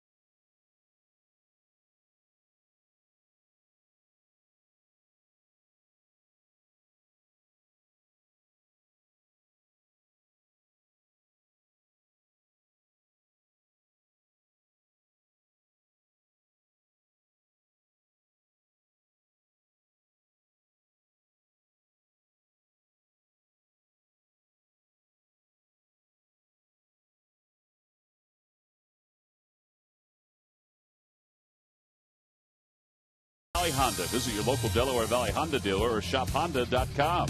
Buy McDonald's. Any size hot or iced coffee is just $1. McDonald's, I'm loving it. And buy the Quality Plus Sports stores. Go further. Top of the 8th inning, uncharted waters for Roberto Hernandez, at least this year. Phillies lead at 1-0, and he'll face the top of the order. Hernandez, his longest outing of the season has been 6 innings. He's done that twice. So as we go to the 8th, he'll face Denard Span, Kevin Franzen, and Jason Wirt. Those are the scheduled hitters. Phillies have a lefty and righty up in the pen. The first pitch is low, 1-0. Span is 1 for 3. He's flied out. He's singled. He's grounded out to short. That one's over. It's 1-1.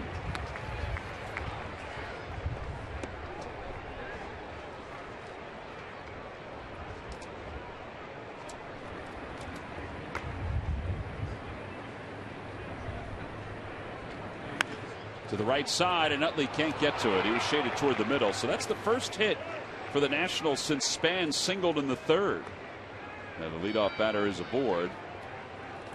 It's time now for a Hyundai defensive play of the game, and this one turns out was a pretty big one. It was back in the 1st, and this ball off the bat of Jason Wirt was ruled a hit, but Mayberry came charging in and threw out Franzen trying to go 1st to 3rd. Yeah, it was. And the key part about this is Mayberry came in full speed, even though the ball went off next to the glove.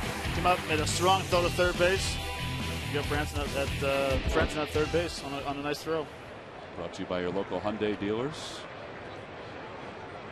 All right, you got to keep an eye on Span. He has 4 stolen bases, including 1 in the series. Franzen's going to square, and it's 1-0. A lot going on in this inning in a 1-0 ball game. Oh yeah. Do you bunt them over if you're on the road? If you're the visiting team, do you swing away? Do you guard the line? Do you leave the starter in? I have to admit, I'm surprised that they left him in. Now, he was only at 100 pitches, and it was his game. They've been trying to push him a little bit more. They want to make sure that his arm strength is at a certain level. Pitch count was okay. 100 pitches coming in. 2 balls and no strikes to Franzen. Great double play man here. Yeah. Well, the sacrifice is successful. And the out is recorded. 1-4 on the putout. Well, that's why you get paid the big money if you're a manager. You got to make a call right here. Well, here he comes. Ryan Sandberg slowly coming out, and he may bring Adams in as they may go with some matchups to try to finish up this 8th inning. He hasn't signaled to the pen. There he goes. There's the call to the bullpen. So Hernandez is done after 7 1/3. Well, he took care of your key to the game, Matt. It's going, Matt. Nice job by Hernandez. Very nice day. So we've got a pitching change here at Citizens Bank Park. A nice round of applause for Roberto Hernandez. Mike Adams is coming in, and he'll try to get Jason Worth out and keep this lead. It's 1-0 Phillies. There it is. There are the keys. Check off number 1. Hernandez needs to pitch deeper into the game.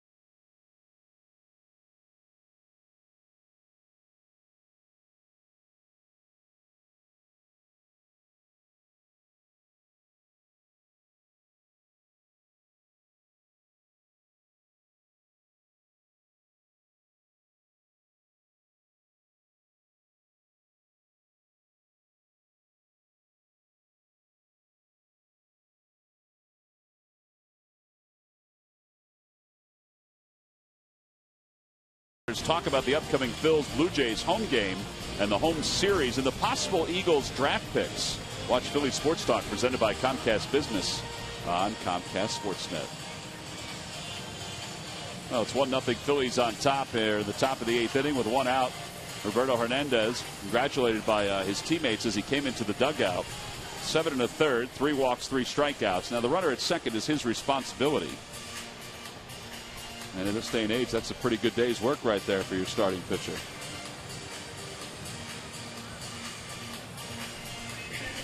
It seemed like he had all 3 of his pitches working today at certain points. He retired 14 of 15. And the key for him is for all the pitches is to stay down in the zone, which he hasn't done the whole year. Tonight he had control of the fastball, slider, and his changeup. So it was a tremendous outing. Well, here's Jason Worth with a runner in scoring position, and he takes a strike. Adams sat at 92 miles an hour last night, which is 2 miles an hour more than where he was the night before.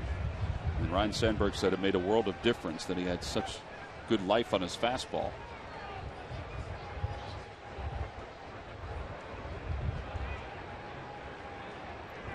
Figure this is just one and done for him, right? With LaRoche in the on-deck circle? Yeah.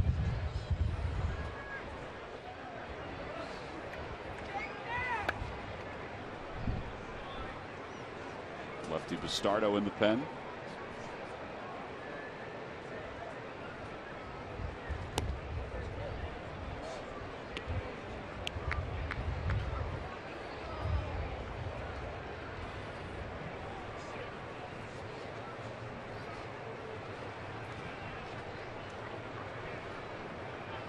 spam on second, they have to change up the amount of looks at home plate. Quick pitch, double look, inside move.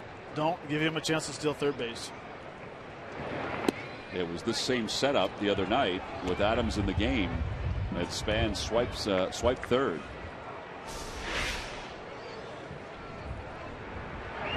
This is last night. There's that fastball we're talking about. And of course his slider, which is so good. He even mixed in a little bit of a slur, a little slower breaking pitch last night. I just don't think it's a good time to steal third with, a guy that can leave the ballpark at the plate. That's a winning run at the plate. So. Right side. And Howard will make this play. So Adams gets Worth. Over to third goes Span. 2 outs, and let's see what Ryan Sandberg decides to do. He's already at the foot of the stairs. That almost looked like a bad viz at bat. I'm not seeing the ball. You got the shadows hanging over of the light towers hanging over the pitcher's mound and home plate. And the backdrop halfway covered with shade and sun. The swing looked pretty feeble. Defensive swing, that's for sure. Bad viz. Bad vision. It's like velo, velocity. Another pitching change. The left-hander Bastardo's coming into the game to face Adam LaRoche with 2 outs and a runner at third.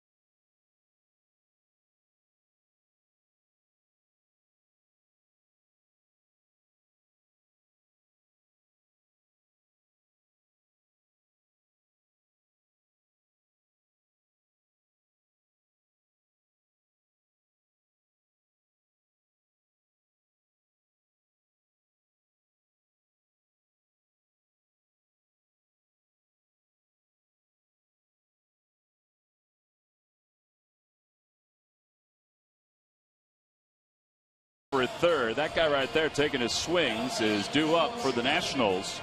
And Ryan Sandberg said the other day they would try to go with matchups more in the 8th inning, at least for the time being. And the matchup here has lefty on lefty with Bastardo coming in to relieve Mike Adams, who retired Jason Worth. Bastardo 3-1 with a 3.46 earned run average. This 8th inning, it's been problematic for the Phillies pitchers, the Phillies bullpen. Coming into this ballgame, their ERA was 6.33, the bullpen, with 18 extra base hits allowed in the 8th inning.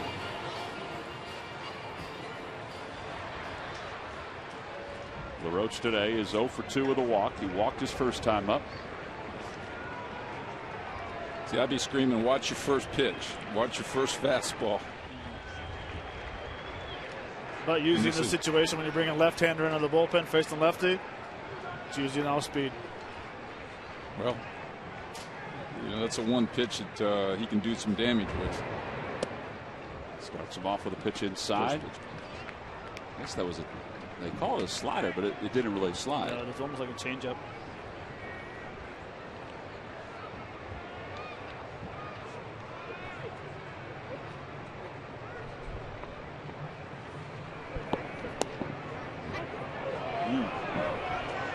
I don't know where that was. Maybe inside. Bastardo this year has walked the leadoff batter in his outing 6 times.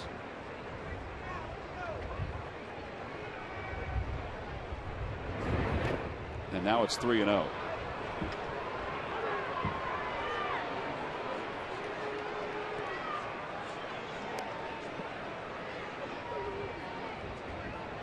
That's where it's tough to be a manager. You make the move, and now you have to just sit and wait for it to happen. And your pitcher's falling behind 3-0.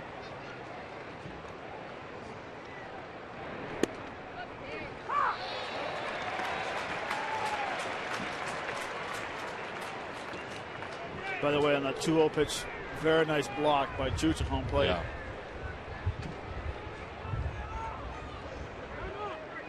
Isn't it amazing how we sort of just took that for granted? With him, yeah. Brad Lynch mentioned yesterday, I could throw the opening pitch and throw it in the dirt, and I knew he'd block it. Yeah. Taking a little peek over third where Span leads off. In the dirt, ball 4. So the lefty is aboard, and now he'll have to face the right-hander. There's nobody up in the bullpen for the Phils.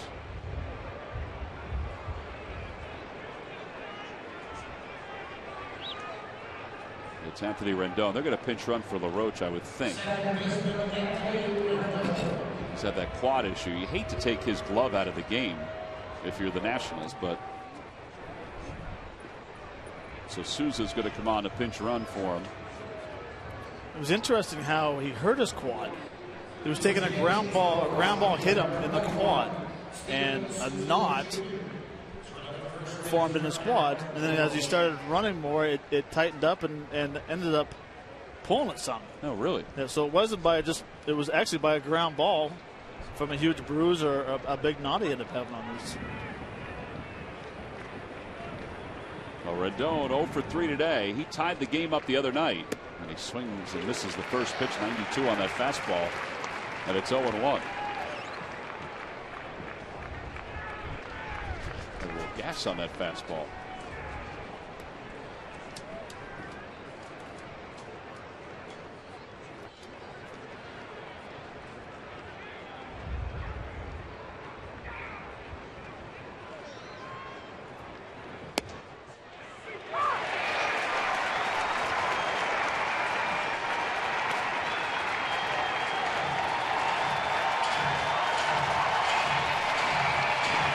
It might be possible that the starter is more comfortable pitching to right-handers than left-handers. Unlike Diekman, it's probably just the opposite. Yeah, it's a good point. Runners lead off first and third. The 0-2 pitch coming to Rendon. In the dirt, 1 ball, 2 strikes.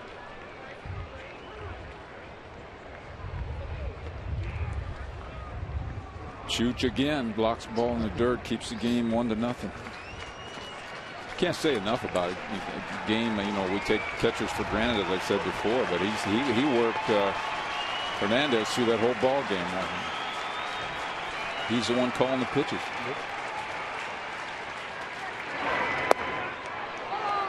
Low 94 on that fastball.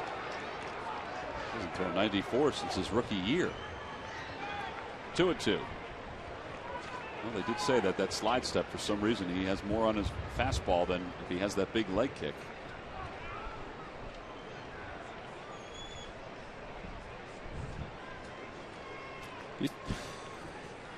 So at a Major League scoreboard, the Giants have beat the Braves again. It's 4-1. Braves have now lost 6 straight.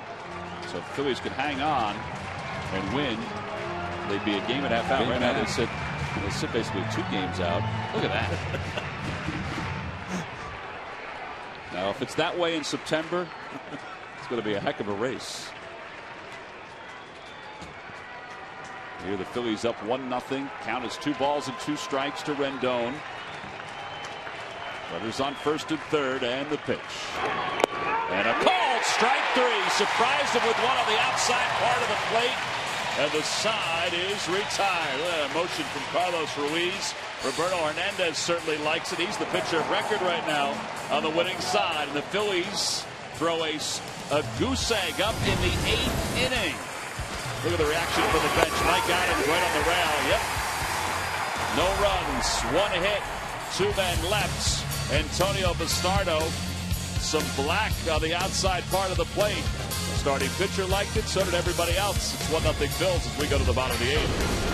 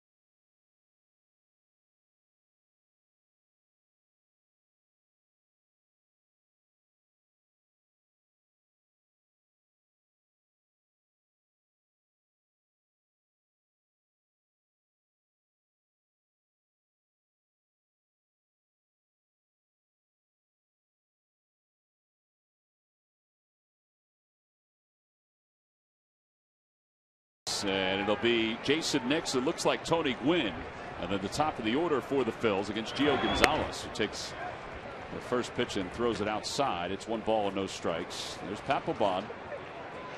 He's going to come in at least to a 1-run game. The Phillies will try to get some insurance here in the bottom of the 8th. And Nix pulls it into left field, a base hit. Nice way to start the 8th inning. Time now for the Major League Notebook. Let's check in with Greg Murphy. Murph? All right, thanks a lot, Tom. Brought to you by Gwinnett Mercer University. And the Atlanta Braves will get their first look at their free agent signee Gavin Floyd this week. He's going to make a spot start for Irvin Santana, who's got a bad bruise on his hand. As for Floyd, of course, he's probably going to be headed to the Braves bullpen after this, but he's working his way back from Tommy John surgery and will get the start on Tuesday. And how about this, guys? Indian starter Corey Kluber, he had a day today, 13 strikeouts, including 7 strikeouts in a row. That sets a team record for the Cleveland Indians as the bunt is laid down. And miscommunication, but they're still able to get Tony Gwynn Jr. at first. 7 strikeouts, guys, in a row for Corey Kluber. That breaks a record that was held by Bob Feller, in addition to a couple of other guys for the Cleveland Indians. So not too bad for Kluber. Guys, back upstairs. Not too bad at all, and that was nearly disastrous for the Nationals. Good call on that, Murph. Oh, thank you. Franzen was able to recover and throw out Tony Gwynn at first base. He does get the sacrifice down. All right, former third baseman, what happened here? Well, the third baseman looked like, he was giving Gonzalez a chance to make the play, and then he just kind of waved off. He just overran it. And, it's unbelievable he got Gwynn. Yeah. Franzen made a great play on that. Strong throw. Yeah. So 1 out, runner at second base. By the way, I can't let Murph go. He's got to tell this story. Today was the Broad Street Run, and more than 40,000 participants were part of the Broad Street Run. Murph was not one of them. And Murph, I'm going to have to let you tell this story after this pitching change, because Matt Williams is coming out to take Gio Gonzalez out of the game. I'm building anticipation for the rest of the 8th and the story from Murph when we get back.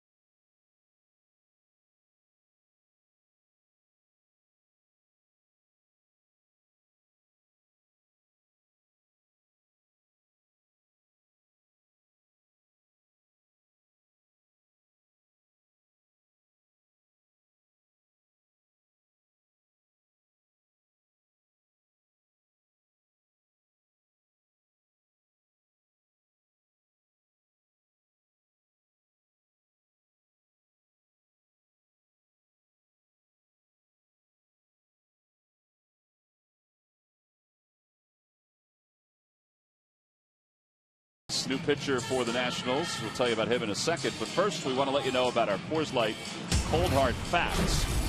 Today marks the first time Roberto Hernandez has pitched 7 or more scoreless innings since April 2011 with the Indians against the Red Sox. He's very good today. 7 1/3 before he gave way to the bullpen. He leads at 1-0.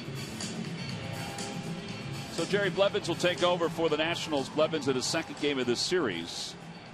He has an ERA of 3.38.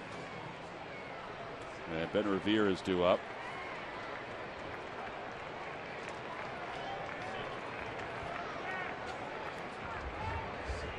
Revere today is 1 for 3.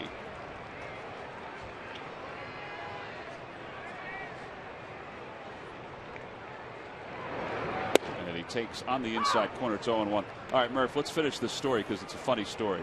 about the Broad Street run. Over 40,000 participants and then one extra one, right? One extra one. It happened to be the manager of the Phillies, and through a bunch of circumstances, Ryne Sandberg found himself today on I-95 getting a ride to the ballpark, and there was a ton of traffic, so he decided to jump out of the car and make his way on foot to the ballpark, because he doesn't like to be late. So he got down to Broad Street and realized that the main pack of those 40,000 were coming across where he needed to cross. So Ryan decided to join the pack, and with his briefcase over his shoulder and street clothes, jogged along with them till he could make his way to the other side of Broad Street and over to the ballpark. So he got a little workout in as well on his way to the ballpark. He looks good. He looks very fit. He does look fit. I wish somebody had some video of that. Oh, Ben Revere is behind in the count 0-2. And he pulls that one foul. Somebody may have some video. Somebody may have some video. They may be surprised when they're going through it thinking, look at that guy. Who was that guy with the briefcase running next to me? Well, the 35th annual Broad Street Run was won by Murad Marafit of Morocco. And the female winner, 55 minutes, 26 seconds, Bertukan Germain from Ethiopia.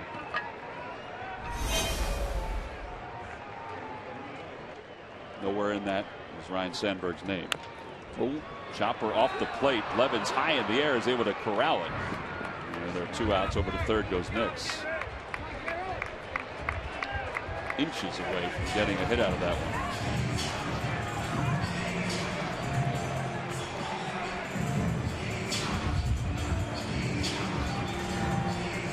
Well, it looks like they'll keep Levens in to face Rollins. They have Storen warming up at the bullpen. The other part of this that we haven't really focused on, Carlos Ruiz had a lot of good work going on in the top of the 8th inning. Right there, saved a run right there. Matt brought the good point up. Allows the starter to throw his hardest, nastiest breaking balls, change-ups in the dirt. Went 3 times in that inning. And by the way, that's a frame of the strike 3 to end the inning. And that's one thing he's done extremely well. The confidence knowing that the pitchers can throw the ball in the dirt, knowing he's going to block it, and how soft his hands are behind home plate, and can make a ball that might have been a couple inches outside. Framed very nice for a third strike. Well, they're going to walk Rollins intentionally to face Chase Utley. It is not often that you see Chase Utley make a mistake, and we've seen a couple today. It's also not often to see the guy in front of him be intentionally walked to face him. But they're going to go with the percentages, lefty on lefty. The only one reason I could think of might be Jimmy's speed, chopping the ball in the infield, making it a little tougher on the infield defense with a bobbled ball. You're walking Jimmy Rollins to face the 3rd leading hitter in the league. But it puts lefty on lefty. Now Utley this year, as you see ball 4, is hitting .355 against left-handed pitching. Well, it's time for you to tweet your photo using hashtag #PhillyFanPhoto for a chance to have it shown in an upcoming game broadcast. Brought to you by AT&T. Hope you got some shots from around the area today, around Philadelphia, the Broad Street Run, or even here at the ballpark. What do you think of that Matt walk? I tell you, that's you're asking to be second guessed if you're a manager of the Nationals. Well, and I think what it is, it's interesting, is that the pitcher throws a lot of off-speed pitches in the dirt, so it puts a lot of pressure. Knowing lefty on lefty, you don't want to get beat with a fastball. You want to go with this good curveball and a slider, and it puts a lot of pressure on for the catcher. Well, there is that first breaking pitch, the sweeping slider. At it's 0-1. I guess it doesn't put a lot of pressure on your catcher when you throw it right down the middle and hang it. Yeah. But we know Chase is going to take you to the first pitch. Nix at third, Rollins at first.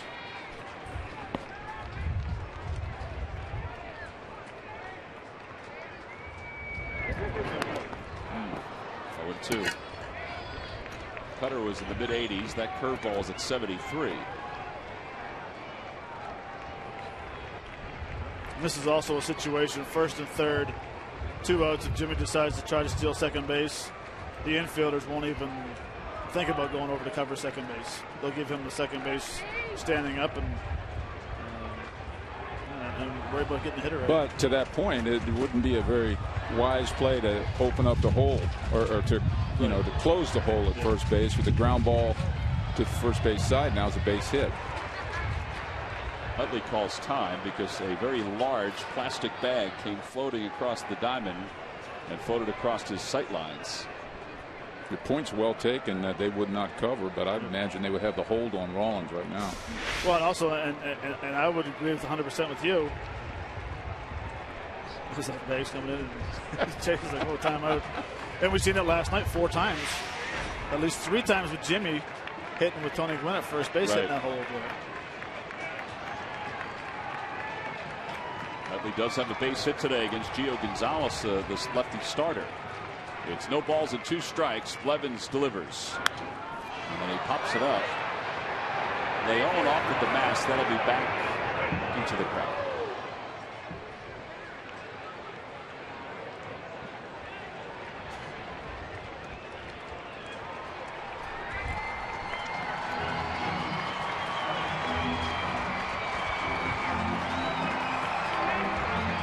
Two.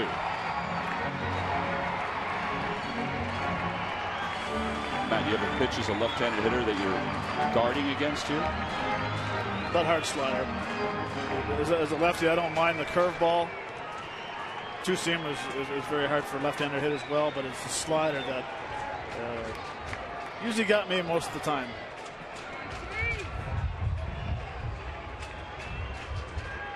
Again, the 0-2 pitch coming to Utley. Well, there it is. That was more of a curve, but a little more bite on it than the first curveball.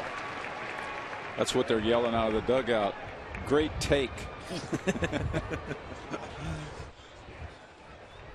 got to be tantalizing coming in. Well, I would think the one pitch he does not want to get beat on is a fastball of some kind in this at bat.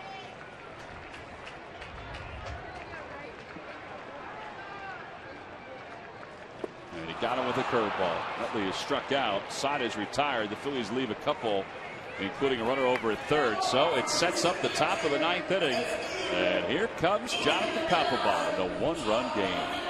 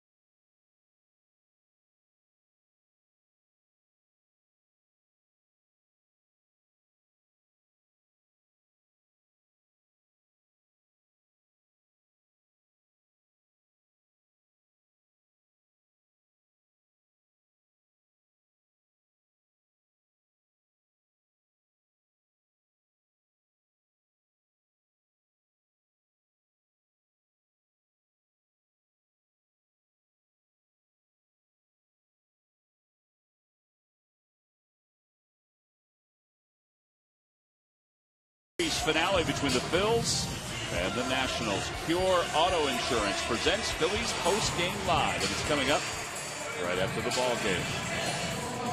Tony Gwynn will stay in the ball game and play left field. He'll take over for John Mayberry. So the outfield is Gwynn, Revere, and Bird from left to right. And Jonathan Papelbon is the new pitcher. Papelbon in his 13th game, no wins, 1 loss. 8 saves, 9 opportunities. And he's being charged with holding on to a 1-run lead. Roberto Hernandez has had 3 1-2-3 innings today, and every time the Phillies pitchers retire the opposition 1-2-3, Comcast will make a contribution to Phillies charities. Phillies baseball is brought to you by Xfinity, your home for the most live sports. Papelbon is 6 saves away from 300 for his career. They'll have Desmond, McLeod, and Sandy Leon.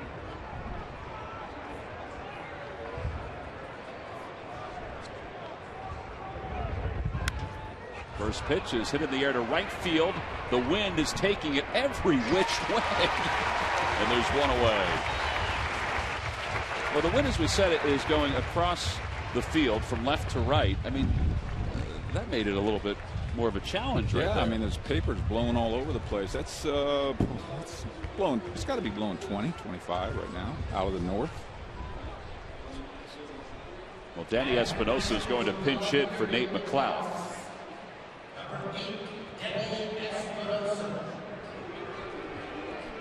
Espinosa is hitting .273 this year.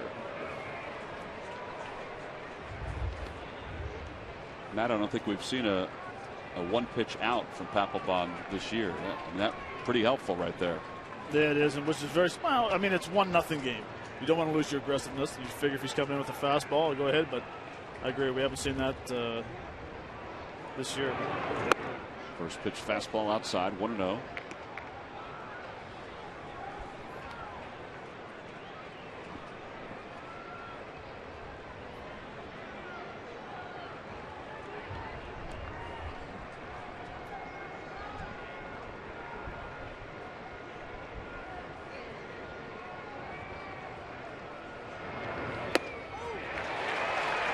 Kind of overpowered him at location there. It's 1-1.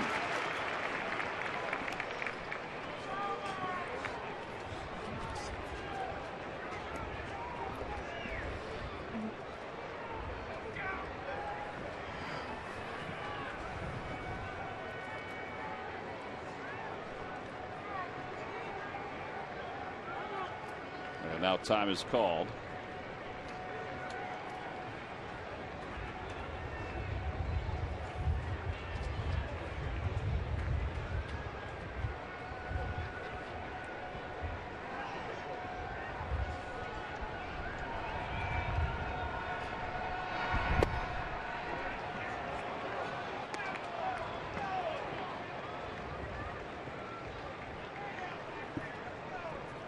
Papelbon blew his first save the first series of the season against the Texas Rangers.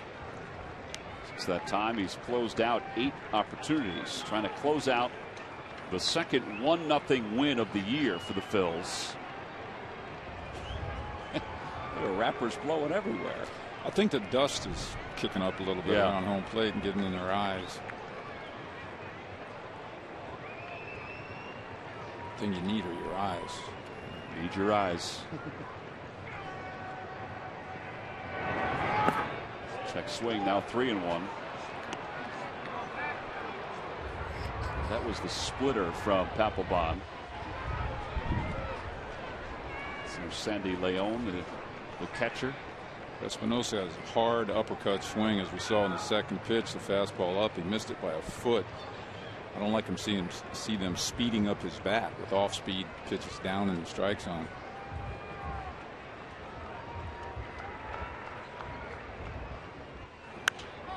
Popped him up, and the wind will help that get back out of play.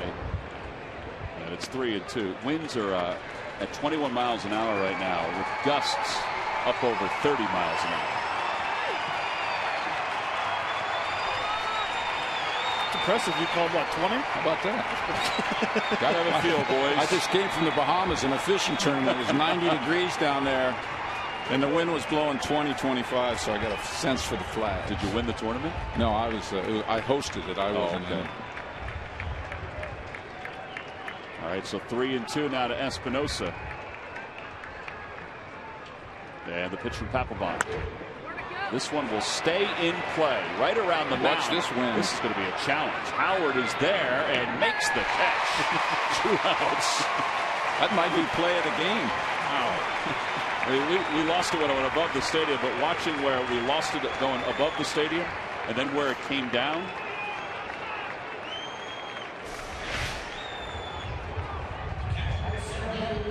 Look, it's right by the mound at this point, and then the wind takes it.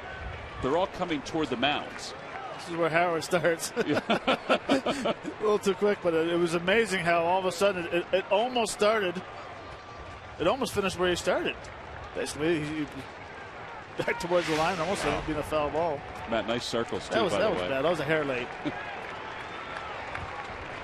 2 outs for Leon. He's 0 for 2. Grounded out, lined out, walked. And the pitch to him. Outside, 1-0.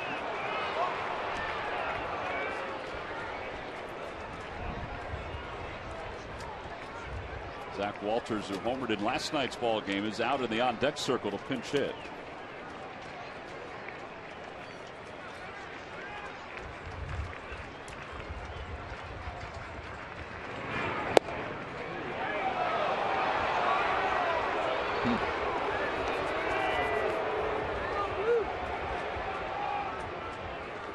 Got that on the other side of the plate in the previous inning. The fastball again.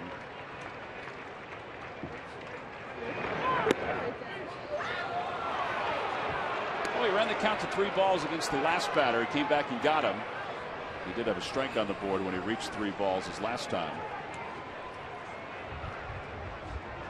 3-0.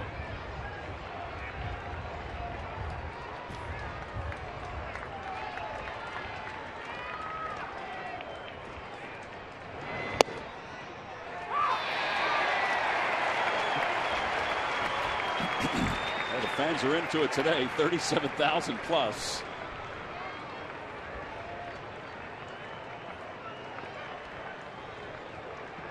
3 balls, 1 strike. And the pitch. And a line drive, base hit it to right field. Now Bird, who is playing back and no doubles, will cut it off without a problem. That means the tying run is aboard. And Zach Walters, who was out in the on-deck circle, is going to pinch hit. Well, that was one of those balls you just say to yourself, everybody knew his fastball was coming, just glad he didn't get it up.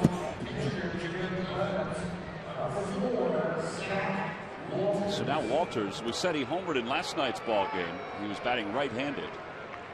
And now batting left-handed. Here we go. This is last night.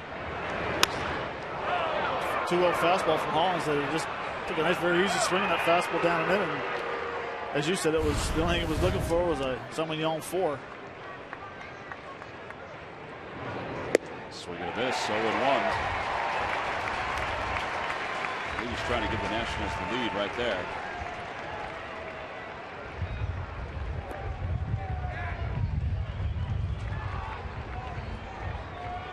Walters taking a sweet old time getting back in the box.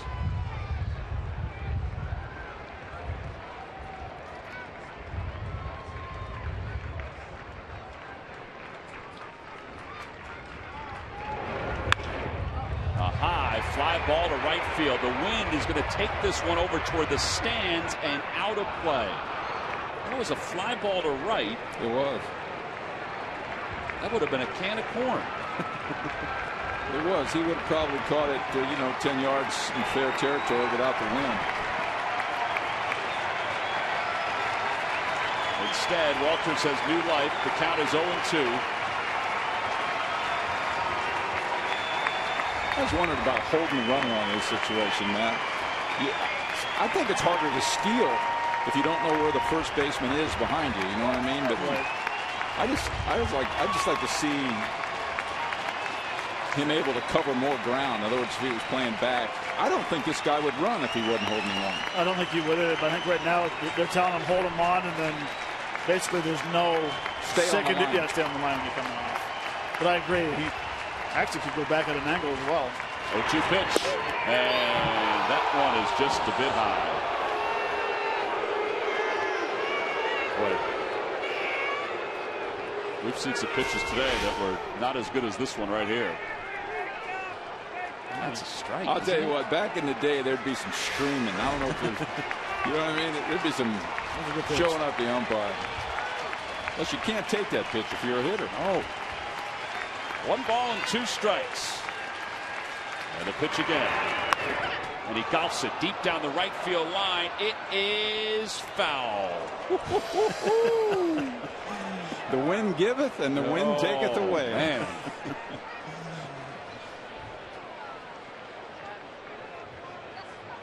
And then it goes back to the pitch right before it being strike 3, game over, right? Yeah, this is a forkball that just tumbled inside. And like you said, the wind helped it big time. Wow. This is where you'd like to see a fastball away. Since now he's cheating a little bit, trying to tie it up. Hips are leaving a little early. You throw a 2-seamer away. Weak fly ball to left field to Tony Gwynn. Again, those left-handed hitters, and you were one of them. That forkball, I know it's a great out pitch, but if that baby just kind of hangs there and stays down and in. Yeah.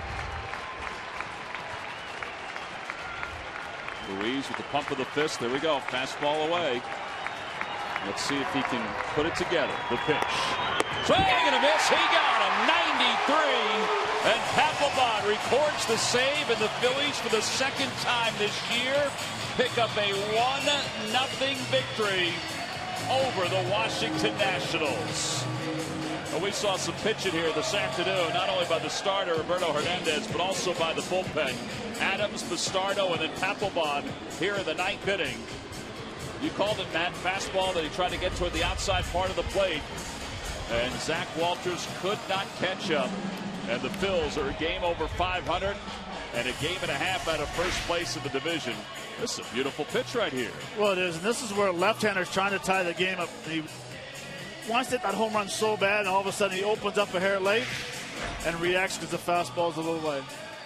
So Ryan Sandberg's team has taken 2 of 3 from the Washington Nationals, and Roberto Hernandez is our Chevrolet player of the game. Guys, this is the best outing we've seen from him this year. No question, Matt's key to the game was Roberto Hernandez going deep into the game. Saving the bullpen a little bit, try to get us to Jonathan Papelbon and pitch his best game of the year. He was able to get a lot of ground ball outs. He was. You just took the words out of my mouth. That was the biggest thing at the late movement.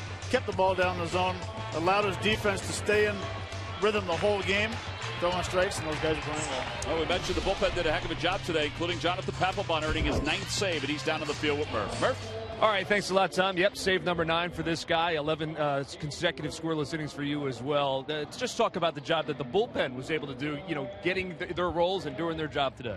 Yeah, the bullpen's had a tough year start, and I think the biggest thing about us down there is we're a bunch of guys that grind it out. Mike Adams has definitely grinded out the last few days and done a great job for us, and along with the rest of the guys down there, and hopefully we can build on that throughout the season. What about your starter today, Roberto, getting really what is a spot start for Cole today? It comes out and just has a terrific ball game. Yeah, Roberto, he's great, man. When his sinker's on, it's hard to hit him, and he's been a huge asset to our starting staff. Division games at home are always so important. Even in the month of May, you guys able to win this series. I got to believe that's a mantra. You want to win them all, but a mantra is to win the series and move on. Yeah, we play these guys 19 times a year, I think, and obviously, if we can win those battles, those are huge for us to come that playoff race at the end of the season. All right, John, congratulations on the 9th save. Thanks for your time. Guys, back upstairs. All right, Murph, thank you very much. Our W. Mason delivery of the ball game. And here it is right here. It's the last pitch to Walters. It was a fastball it was the Utley game-winning hit as he just dribbled this right into the middle. Up the middle, I should say. It scores Jimmy Rollins. And that's the only run of the game. We could say that the delivery at the end of the game when Papelbon struck out Walters was pretty darn good, too. So that was our W. Mason delivery of the game. So a 1-0 final score. The Phillies defeated the Nationals this afternoon. They take 2 of 3. Turned out to be a good series for the Phils. Here is the final strike as Walters went fishing for a fastball up and away. And the reaction from Papelbon and Ruiz, priceless. The Phils take the final game of this series. We'll be back to wrap it up right after this.